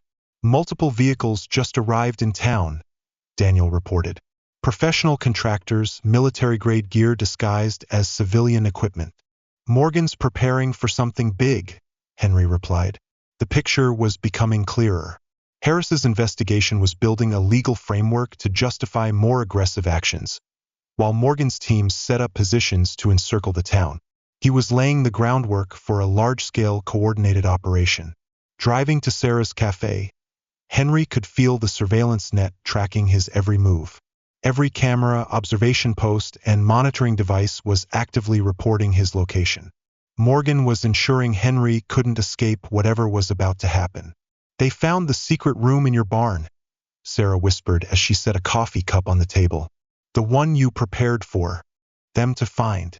Harass's team is processing it now." The secret room was a meticulously crafted decoy, appearing as a clumsy attempt to hide weapons modification activities. Everything inside was designed to confirm Morgan's suspicions about what he was dealing with. Satellite imagery shows increased activity at 3 additional locations, Daniel reported over the secure channel. The patterns are identical to the Shadow Ridge compound. Morgan is activating other cells in his network. Henry studied the data on his secure tablet. Morgan's operation was far more extensive than he had initially anticipated. Each site exhibited signs of advanced military infrastructure hidden beneath a criminal veneer. "This isn't just a weapons depot," Henry observed, scrutinizing the layouts. "These are forward bases. Morgan is positioning assets for some kind of coordinated action." That afternoon, Rachel Harass arrived with a federal cease and desist order. Henry's farm operations were officially suspended, pending investigation into alleged agricultural violations. "We'll need to conduct a more thorough examination of your property," she stated, her tone professional but laden with pressure. "Our preliminary findings suggest potential violations of multiple federal statutes." Henry let his hands tremble slightly as he accepted the paperwork, maintaining the facade of a farmer watching his life's work crumble. Internally, he was meticulously analyzing every detail of the larger campaign unfolding around him. Morgan's teams were methodically establishing a perimeter around Silver Creek, using legitimate law enforcement activities as a cover for what resembled a military-style siege. "Track the shipment schedules," Henry instructed Daniel. "Look for patterns in the movement of weapons. Morgan isn't just stockpiling artillery. He's positioning specific systems for a coordinated operation." The analysis was clear. Each site in Morgan's network was receiving tailored shipments of weapons and equipment. Viewed collectively, the deliveries pointed to preparations for something far more sophisticated than ordinary smuggling. "He's building autonomous combat units," Daniel deduced. "Each location is equipped like a self-sustaining military force capable of operating independently." As night fell, activity at the Shadow Ridge compound intensified. Under the cover of darkness, more specialized equipment arrived: tactical systems, communication devices, and technologies essential for coordinated military operations. "Morgan knows we're watching," Henry said, observing the thermal imagery. "He's showing us just enough to draw specific conclusions. The question is, what's he hiding behind this performance?" The answer came through decrypted signals. Beneath the weapons trafficking and gang activities, Morgan was orchestrating something far more dangerous: a private military command structure operating outside government oversight.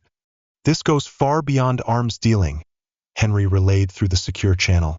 "Morgan is building infrastructure for independent military operations. The real question is, who's he preparing to fight?" As midnight passed, Henry Carter, outwardly a desperate farmer fighting to save his livelihood, continued to play his role convincingly. But behind the carefully maintained facade, a far more intricate operation was unfolding. Morgan believed he was managing a security breach while preparing for his larger plan. In reality, he was unwittingly exposing the very network Henry had spent a decade unraveling. By 3 a.m., Henry's decryption program finally broke through the encrypted communications from the compound. Weapon shipments, training facilities, command structures, it all pointed to preparations for a specific objective. Morgan isn't just building a private army, Henry noted, scanning the decoded files. He's gearing up for military contracts involving multiple governments. A private force operating beyond oversight and accountability. Dawn brought new developments. Rachel Harris returned, this time accompanied by federal agents carrying a warrant to confiscate the farm's equipment for examination. Don't make this harder than it needs to be, Mr. Carter, she urged as officers began loading equipment onto trucks. Cooperate and things might go easier for you. Henry maintained the appearance of reluctant compliance, but his mind was focused on analyzing the inspection team's movements. These weren't ordinary law enforcement personnel. Their precision and coordination revealed clear military training. They're looking for weapon modification equipment, Daniel reported over the secure channel. But more importantly, they're establishing a pattern of legitimate activity to justify their growing presence in the area. The morning unfolded with calculated precision. Morgan's teams continued their surveillance while Harris's investigation provided a legal pretext for what were clearly militarized operations across Silver Creek.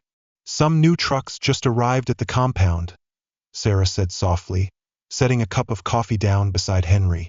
Her eyes followed the vehicles in the distance. They're different from before. They look like specialized transport units. Morgan's moving into the next phase, Henry replied quietly. The weapons and training were just the groundwork. Now he's bringing in the real equipment. By noon, satellite images confirmed Henry's analysis. The Shadow Ridge compound was receiving advanced military hardware, not just weapons, but command and control systems, electronic warfare equipment, and everything necessary for autonomous combat operations. Henry gave the order to Daniel. Check the other locations in his network. Look for similar deliveries, signs of simultaneous preparation. The pattern became unmistakable. Each site in Morgan's operation was being upgraded simultaneously, evolving from simple weapons depots into forward operating bases. Morgan was positioning assets for a specific, urgent plan. Harris was back at the farmers' market later that morning, armed with evidence of financial irregularities, insinuating connections to international arms dealers. Her investigation provided the perfect cover story for whatever Morgan was planning. These transactions, she said, pointing at documents spread across Henry's stall, display typical patterns of money laundering. Combined with the equipment we've already seized, they paint a very interesting picture. Henry examined the financial records, maintaining a facade of concern. The evidence was thorough, professional, and entirely staged. Morgan's team had crafted a seamless paper trail to imply criminal activity. I can explain, he protested weakly, letting a note of fear creep into his voice. The equipment modifications, the unusual transactions, all of it, it's for legitimate agricultural purposes. But more revealing than Harris's investigation was the activity Henry observed throughout the town. Morgan's teams were establishing precise patrol patterns, creating security zones that could easily transition into areas of military control. They're preparing for population control, Henry reported through the secure channel, setting up the infrastructure to contain and isolate quickly. The implications were grave. Morgan wasn't just building combat units. He was preparing to take over the entire area, using criminal organizations as a smokescreen for military operations. As night fell, Henry's surveillance network detected new signals emanating from the compound, encrypted communications, weapon tests, and specialized training exercises. Morgan's operation was accelerating toward a specific deadline. There's something, Daniel reported. We've intercepted fragments about a demonstration. Morgan's preparing to showcase his capabilities to potential clients. Henry reviewed the intelligence while maintaining his role as a farmer under mounting legal pressure. The pattern was becoming clearer. Silver Creek wasn't just an operational base. It was about to become a proof of concept. He's planning to take over the town, Henry realized, to demonstrate to potential clients how his private military force can control a population without formal oversight. The night brought heightened activity at Morgan's facilities. Under the cover of darkness, specialized equipment was brought in, not just weapons but systems designed for urban warfare and population control. "He knows we're watching," Henry observed, studying thermal imagery. "He's revealing just enough for us to draw the conclusions he wants. But the question is, what's he hiding?" The answer came through decoded communications. Behind the arms trafficking and gang operations, Morgan was constructing a private military command structure, one designed to operate entirely outside government oversight. "This is far beyond arms trafficking," Henry reported over the secure channel. "He's building infrastructure for independent military operations. But the question remains, who is he preparing to fight?" As dawn broke over Silver Creek, the transformation of the town became increasingly apparent. Morgan's security teams established new checkpoints on every road leading in and out of the town, claiming it was part of an ongoing federal investigation. "Potential clients are arriving," Daniel reported through the secure line. "Private planes landing at 3 regional airports. They appear to be military representatives from various countries, all traveling under diplomatic cover." Henry observed the operation from his farm, noting how Morgan's teams had positioned themselves strategically throughout the town. Morgan wasn't just showcasing weapons. He was demonstrating how to occupy and control a civilian population without attracting international attention. "Harass's investigation provides the perfect cover," Henry noted, watching as another federal team arrived at his property. "Any irregular activity can be explained as part of legitimate law enforcement operations." Harass approached his house, her demeanor professional but tinged with triumph. "Mr. Carter," she announced, "we've uncovered evidence requiring immediate action. Your property is being temporarily seized under federal authority." The seizure operation was seamless. Agents secured the buildings, inventoried the equipment, and established a perimeter that conveniently shielded key areas of the town. Through his surveillance network, Henry watched as Morgan's teams moved into positions around Silver Creek. They were creating control zones, modeling how a private military force could dominate civilian populations. "There are more strangers at the cafe," Sarah reported over the secure channel. "Expensive suits, military bearing. They're watching everything, taking notes on how Morgan's teams operate." "The demonstration has begun," Henry replied. "Every checkpoint, every patrol, every isolation measure. It's all designed to showcase how to control a population without raising alarms." By midday, Silver Creek was in complete lockdown. Checkpoints monitored every entrance and exit, surveillance systems tracked every movement, and Morgan's teams maintained perfect tactical positions throughout the town, all under the guise of a federal investigation. "This is just phase 1, Henry observed, watching through his system as more specialized equipment was deployed. Morgan isn't just showing how to take control, he's proving how to maintain it. At the town hall, Harass took the next step, presenting evidence suggesting a broader criminal conspiracy. Her investigation now extended to local officials, providing justification for broader control measures. "We've uncovered links to international arms trafficking," she declared to the town's leaders. "For everyone's safety, federal authorities will be implementing additional security protocols." Through his surveillance feeds, Henry monitored the meeting, noting the reactions from Morgan's potential clients. They weren't just observing the tactical operations but were studying how to create a legal pretext for militarized civilian control. "More communications intercepted," Daniel reported over the secure channel. "Morgan is coordinating with other sites in his network. His plan is far larger than just Silver Creek." As the afternoon wore on, the pattern became clearer. Every location in Morgan's network was implementing similar measures, constructing a framework for regional control using private military forces disguised as legitimate security operations. "He's not just selling weapons or training," Henry realized. "He's selling a complete system for occupation and sustained civilian control." Shadow Ridge, arms smuggling, it was all groundwork for this larger scheme. As night fell, Morgan's demonstration moved into its next phase.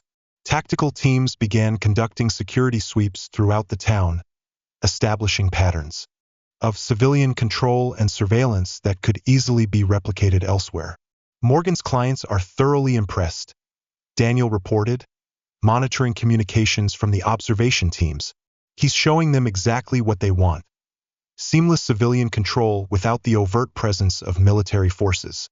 Beneath the polished surface of Morgan's demonstration, Henry's counter-operation was quietly progressing.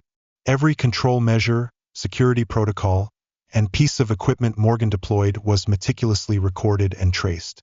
"Keep tracking the supply chains," Henry instructed his team. "He has to source this equipment from somewhere. Every piece of hardware, every system he's showcasing, it all leads back to its origin." Before dawn, 3 black SUVs arrived at the Shadow Ridge compound. Through his surveillance network, Henry identified the passengers, military officers from various nations, traveling under diplomatic cover.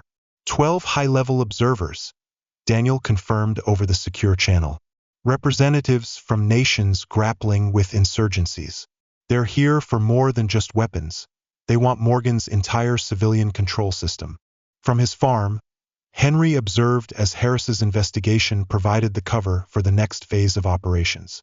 Federal agents set up a command center at Silver Creek's town hall, their activities seamlessly masking Morgan's militarized control measures.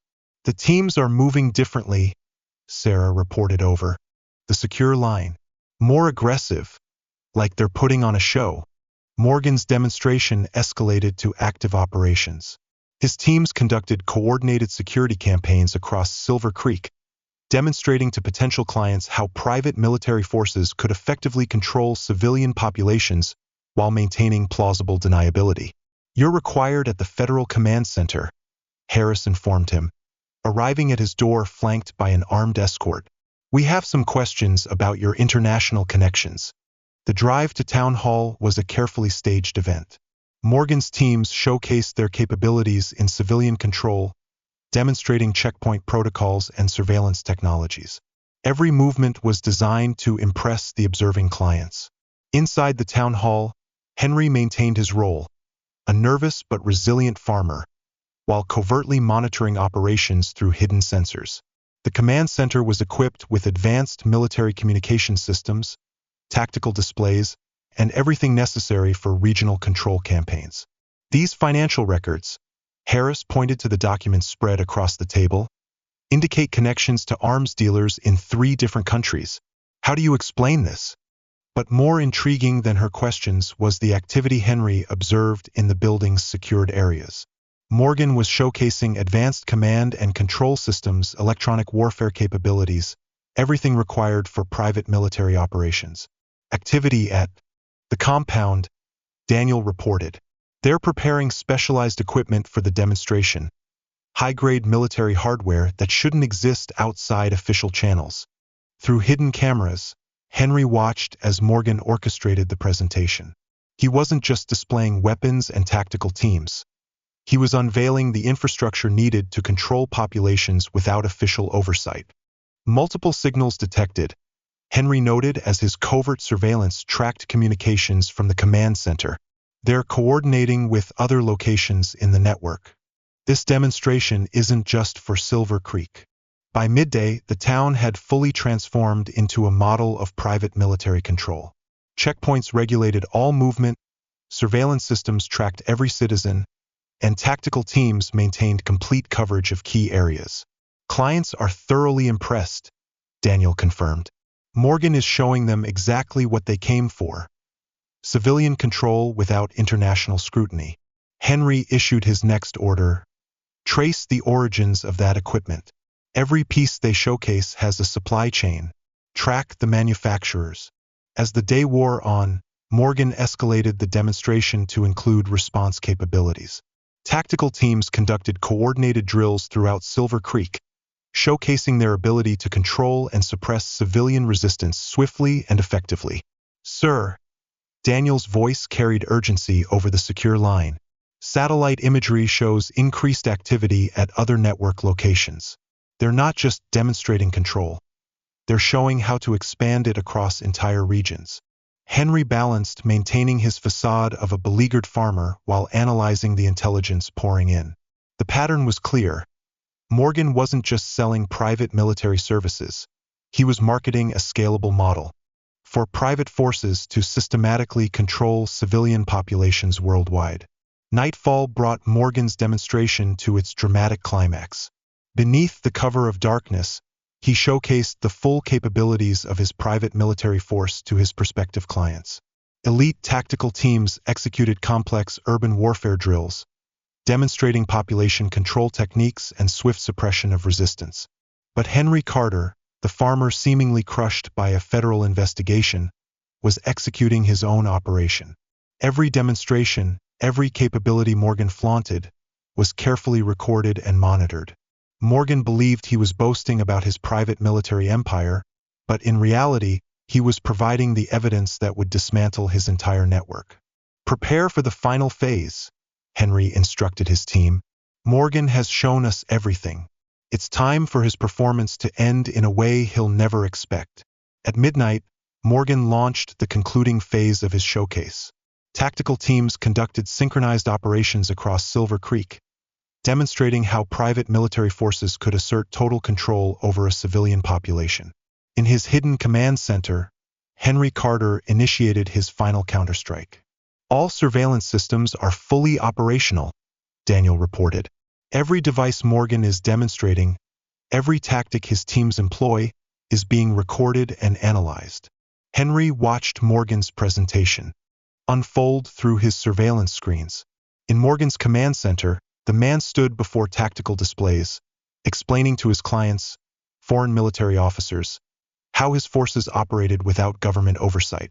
Our teams function under the guise of legitimate enterprises, Morgan assured them, using local criminal organizations as intermediaries. There's no direct government connection. Henry activated the first stage of his counter-operation. Hidden signal emitters began broadcasting frequencies that mimicked routine electronic interference, just enough to compel Morgan to deploy his most advanced communication systems. They're switching to backup systems, Daniel observed. Military-grade encryption, classified protocols, exactly what we need them to showcase. Rachel Harass arrived at Henry's farm with another tactical team. Her timing was impeccable, a calculated part of Morgan's demonstration of pressure and isolation techniques against targeted individuals. A final inspection, she announced, her tone professional but smug. We need to document every piece of equipment, every building, every record. As Morgan's teams conducted their sweep, Henry's hidden systems meticulously documented their methods, equipment, and tactical procedures. Morgan thought he was demonstrating his capabilities, but he was actually revealing every stolen military secret in his arsenal. Multiple signals detected, Daniel reported. They're coordinating with other locations in the network. Morgan is showcasing how his private army can execute regional operations. Through hidden cameras, Henry observed the reactions of Morgan's clients. They were clearly impressed by the sophistication of the operation and the completeness of the civilian control system Morgan presented. By 3 a.m., the demonstration reached its peak. Morgan's teams executed complex urban warfare drills throughout Silver Creek, demonstrating their ability to rapidly suppress any form of civilian resistance. Satellite imagery confirms similar demonstrations at other network locations. Daniel reported, urgency in his voice. They're showing clients how to establish control on a regional scale. While maintaining his facade, Henry analyzed the intelligence pouring in. The pattern was undeniable. Morgan wasn't just selling private military services. He was creating a replicable model for private forces to systematically control civilian populations worldwide. Finalize the data, Henry ordered as his hidden systems captured everything, every demonstration, every capability, every classified device. It's time for the world to see what's really happening in Silver Creek. As dawn broke, Morgan concluded his presentation. His clients were thoroughly convinced, awestruck by the completeness of the private military system he offered. But Henry Carter, the farmer who appeared defeated, had completed his own operation. Every demonstration had been recorded. Every capability had been documented. Every classified device had been identified. Morgan believed he was selling a vision of privatized military power, but in reality, He had exposed his entire network. All systems are ready, Daniel confirmed. One word, and every intelligence agency in the world will receive the evidence of Morgan's operation. No denials, no excuses, just proof that military secrets are being sold to foreign powers. Through his surveillance screens, Henry watched as Morgan accepted congratulations from his clients. The man was convinced of his perfect success, showcasing a private military empire while suppressing what he thought was a simple security breach. Not yet, Henry commanded. Let him complete his demonstration. Let him believe he has won completely. Sometimes the most effective weapon is letting your enemy achieve exactly what they desire. Henry's tone lowered as new data filled his screens. Morgan's presentation had revealed something unexpected, connections to higher echelons of power, to officials and agencies that had no business being involved in private military operations. This conspiracy was larger than anyone could have imagined, and Henry Carter, the seemingly powerless farmer, was about to expose it all. Sir, Daniel said, unease evident in his voice, if we reveal these connections, everything changes. Exactly, Henry replied, resolute. The entire system of military power and civilian control will be laid bare. That's the goal we've spent 10 years pursuing. As the first light of dawn broke over Silver Creek, the town had been transformed. Morgan's private military force had established complete control, and his demonstration was a resounding success. But in his hidden command center, Henry Carter prepared to shatter the illusion Morgan had painstakingly built. All surveillance data has been compiled, Daniel reported. Every operation, every classified device, every connection to official entities. Once this is made public, there will be no covering it up. Through his monitoring systems, Henry watched Morgan conduct his final meeting.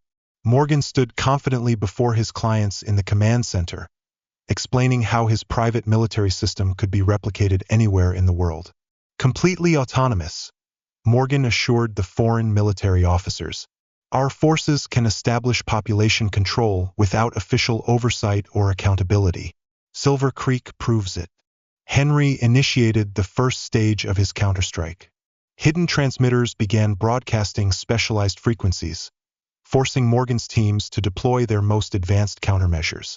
They're activating the entire system, Daniel noted. Electronic warfare protocols, tactical networks, prototype weapons, everything sensitive is now being logged. Rachel Harass arrived at Henry's farm with an arrest team in tow. Her presence was the perfect capstone to Morgan's demonstration, showcasing how he dealt with potential security threats. Mr. Carter, she announced formally, you are being taken into federal custody, pending an investigation into allegations of international arms trafficking. As Morgan's team executed the arrest, Henry's concealed systems documented every process, every piece of equipment, and every tactical method. Morgan believed he was demonstrating impeccable deniability, but in truth, he was providing undeniable proof. Multiple data streams detected, Daniel reported. They're coordinating with other network sites, illustrating how this private army can dominate an entire region. Through hidden cameras, Henry observed Morgan's clients closely analyzing tactical displays. Morgan wasn't just selling private military services. He was offering a fully integrated system for unofficial forces to take over civilian populations worldwide. New vehicles arriving at the compound, Sarah's voice crackled through the secure channel. They're unloading everything. Prototype weapons, classified systems, hardware that officially doesn't exist. Henry monitored the activity while maintaining his facade. Morgan was revealing all his capabilities, exposing stolen military technologies. Each system unveiled provided further evidence of high-level corruption. These connections run deeper than we anticipated, Daniel cautioned. Military commanders, intelligence officials, government agencies, they're all implicated. The scale of the conspiracy became clearer as Henry analyzed the data. Morgan wasn't just running a private military operation. He was part of a systemic effort to privatize military power, transferring control from governments to private entities. Prepare the primary data package, Henry ordered. Every demonstration, every capability, every connection. It's time for the world to see who's really backing Morgan's private army. As his system compiled the evidence, new information surfaced. The network of connections extended far beyond military circles, reaching into realms of power that should never have been associated with private military operations. If we expose these connections, Daniel warned, we won't just bring down Morgan. We'll also reveal corruption at the highest levels of government and the military. That's the point, Henry replied calmly. This was never just about stopping one private military operation. It's about exposing the entire system that made it possible. Through his surveillance network, Henry watched Morgan accept congratulations from his clients.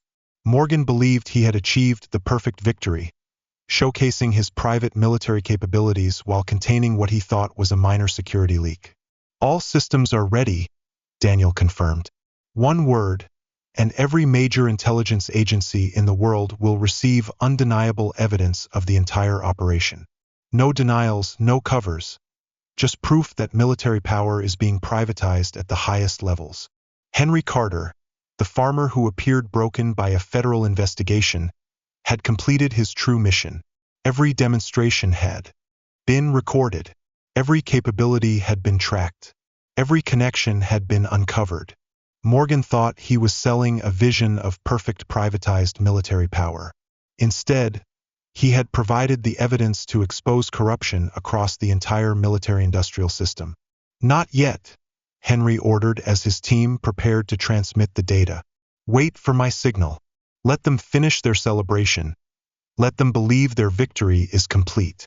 The sun rose higher over Silver Creek as both campaigns neared their ultimate confrontation. Morgan thought he was selling flawless military control. He didn't realize he was about to become the perfect example of why such control should never exist. Sometimes the most effective weapon isn't strength or deception. Sometimes it's simply showing the world the truth it was never meant to see. As Morgan's demonstration reached its zenith, Henry Carter launched the final stage of his decade-long operation. From his hidden command center, now relocated to a fallback position, he watched Morgan initiate the conclusion of what the man believed was his perfect showcase.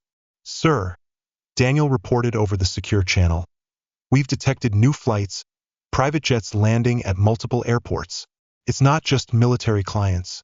There are government officials arriving too. Henry tracked the flights via satellite images, identifying the arrivals as cabinet members, intelligence directors, and senior military commanders, all attending under diplomatic covers to observe Morgan's work. They've come to see what they've invested in, Henry mused. It's time for them to see exactly what they've bought. Rachel Harris orchestrated Henry's transfer into federal custody, her team adhering to flawless protocols as they escorted him to the command center. Every procedure demonstrated Morgan's supposed perfect control. Multiple agencies are coordinating, Daniel observed. FBI, CIA, military intelligence, they're all involved in this facade. The corruption runs through every level. Through hidden surveillance, Henry watched Morgan greet the high-ranking visitors. The man exuded confidence, proudly showcasing how his private military forces could control populations without accountability. Ladies and gentlemen, Morgan addressed the officials and clients, what you see in Silver Creek is just the beginning. Our system can be deployed anywhere, providing complete deniability for privately executed military operations. Henry activated the primary countermeasure. Specialized signal transmitters began broadcasting frequencies that forced Morgan's security systems to reveal their full capabilities. They're deploying everything, Daniel reported. Prototype weapons, electronic warfare systems, tactical networks. None of this should exist outside official channels. The scale of the conspiracy became increasingly clear as Henry reviewed the data. Morgan wasn't just showcasing privatized military control. He was demonstrating how official power could be systematically transferred into private hands, how civilian oversight could be entirely eliminated. New signals detected. Sarah's voice came through the secure channel. They're activating a central control system, something far larger than just Silver Creek. Henry studied the communication traffic, noting how Morgan was coordinating with other nodes in his network. This wasn't just a demonstration of how to control a small town. It was a proof of concept for how private military forces could dominate an entire region. Prepare the primary data package, Henry ordered. Every demonstration, every capability, every connection.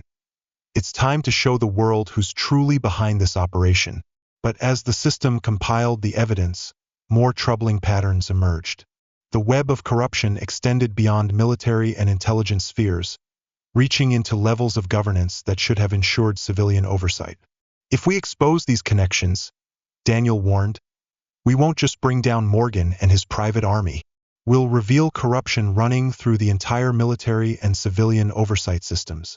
That's the point, Henry replied, his voice steady. This was never just about stopping one private military operation. It's about exposing the entire network that made it possible. Through the surveillance feeds, Henry watched Morgan accept congratulations from government officials. Morgan believed he had achieved the perfect success, demonstrating privatized military power while containing what he thought was a minor security leak. All systems are ready, Daniel confirmed. One word, and every major intelligence organization and oversight committee will receive irrefutable evidence of this conspiracy. No denials, no cover-ups. Just proof that military power has been privatized at the highest levels. Initiate the final phase, Henry commanded. Let them finish their celebration. Let them believe their victory is complete. Then, we show them what 10 years of preparation has accomplished. The midday sun cast a harsh light over Silver Creek as both campaigns reached their defining moments. Morgan thought he was realizing his dream of privatized military supremacy. He didn't realize he was about to become the clearest example of its greatest danger. A perfect demonstration, Morgan declared to his audience, confidently gesturing toward Henry. A security breach contained, a civilian community controlled, all with no traceable connection to official agencies. Through hidden devices, Henry tracked a convergence of signals directed towards Silver Creek. News helicopters, federal agents, military oversight committees, all responding to anonymous reports of unusual activity in a small Montana town. Sir, Daniel's voice was a low whisper over the secure channel. Surveillance confirms the presence of high-value targets. Cabinet members, military commanders, intelligence directors, all the people who made Morgan's operation possible. Henry allowed himself a slight smile as Harass escorted him to stand before the officials. 10 years of preparation had led to this moment.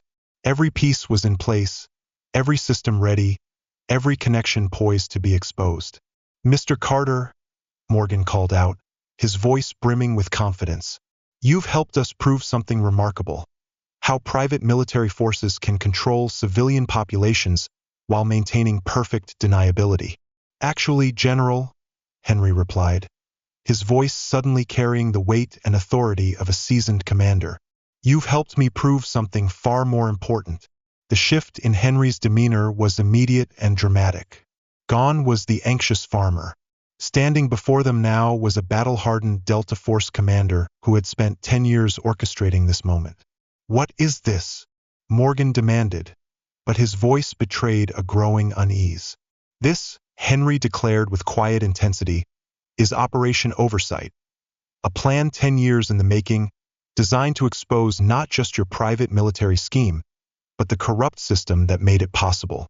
Through the hidden cameras, Henry watched the shock ripple across the faces of the officials. The perfect demonstration of privatized military power had become the perfect evidence of their corruption. You don't understand what you're up against, Morgan warned, signaling to his security team. No evidence will be admissible. No investigation will ever proceed. You're wrong, Henry replied calmly. In the last 12 hours, everything in Silver Creek has been broadcast live to oversight committees, intelligence agencies, and news outlets around the globe. Impossible, Harass interjected, her professional demeanor beginning to crack.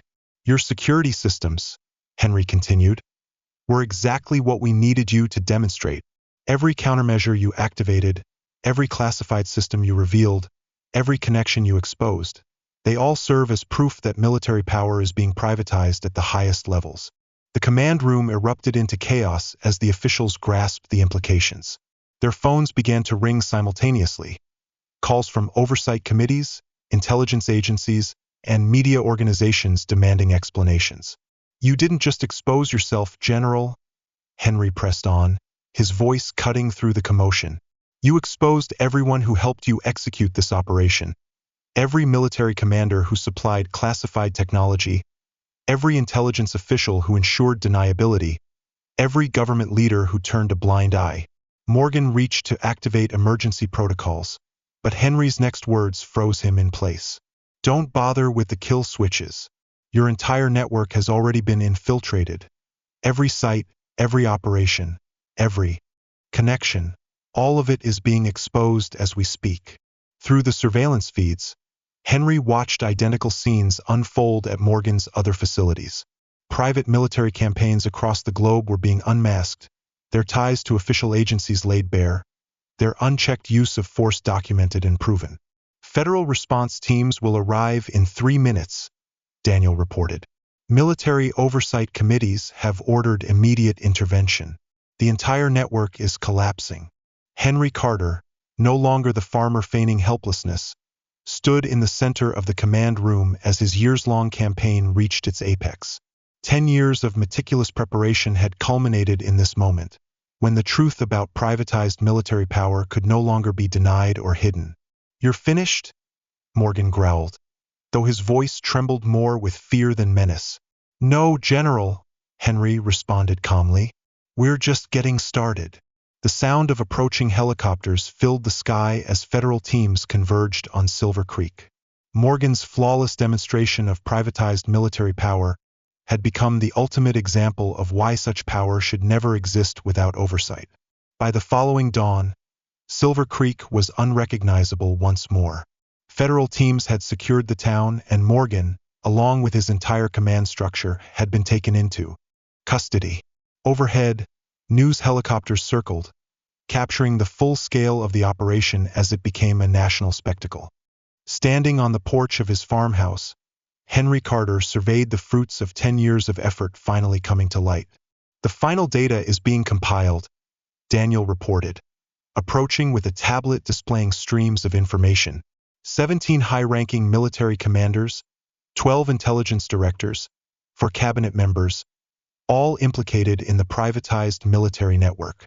Morgan was merely the visible tip of a much larger conspiracy. Through the remaining surveillance systems, Henry monitored the nationwide response. Similar scenes were unfolding at other locations as Morgan's entire network was dismantled and exposed. "Shadow Ridge was just the beginning," Sarah remarked, bringing coffee to the porch. "Every gang, every criminal organization they used as a front, it's all being laid bare now." Henry nodded, watching federal teams collect evidence from the compound. Morgan thought he was building something unprecedented, private military power free from accountability. But instead, he's shown the world exactly why such power should never exist. Martha Collins approached the farmhouse, representing the stunned townsfolk. "All this time," she said, her voice filled with amazement, "you were never just a farmer." "No, Martha," Henry replied gently. "The farming was real. Sometimes the best disguise isn't something you pretend to be, but something you truly become." Through secure channels, Henry received updates on the operation's ripple effects. Military oversight committees began launching investigations, intelligence agencies exposed networks of corruption, and news outlets unveiled the full scope of the privatized military conspiracy. "Sir," Daniel reported, analyzing the latest data, "they've uncovered similar operations in other countries." Morgan's demonstration hasn't just exposed corruption in the U.S., it's revealed a global network of privatized military power. Henry watched as Harass was led into a federal transport vehicle. For the first time, the professional confidence she had exuded completely crumbled. The woman who had once been a military intelligence expert never imagined her flawless investigation was part of a far greater operation. "What happens now?" Sarah asked, voicing the question on everyone's mind. "Now," Henry replied, "we make sure this never happens again. Privatized military power, unchecked force, corruption at the highest levels. They've all thrived because no one could see them for what they were. Through the remaining surveillance feeds, Henry monitored the final stages of the campaign. Morgan's classified technology was being seized, his private military forces disbanded, and the web of corruption brought into the light. Multiple oversight committees are requesting you testify, Daniel noted. They want to know how a Delta Force commander managed to expose what no major agency could. Tell them the truth, Henry replied. Sometimes the most effective operator isn't the one with the strongest force or the most advanced technology. Sometimes it's the person willing to spend 10 years underestimated, waiting for the exact moment to reveal the truth. As federal teams continued processing evidence, Henry Carter began the slow transition back to his real life.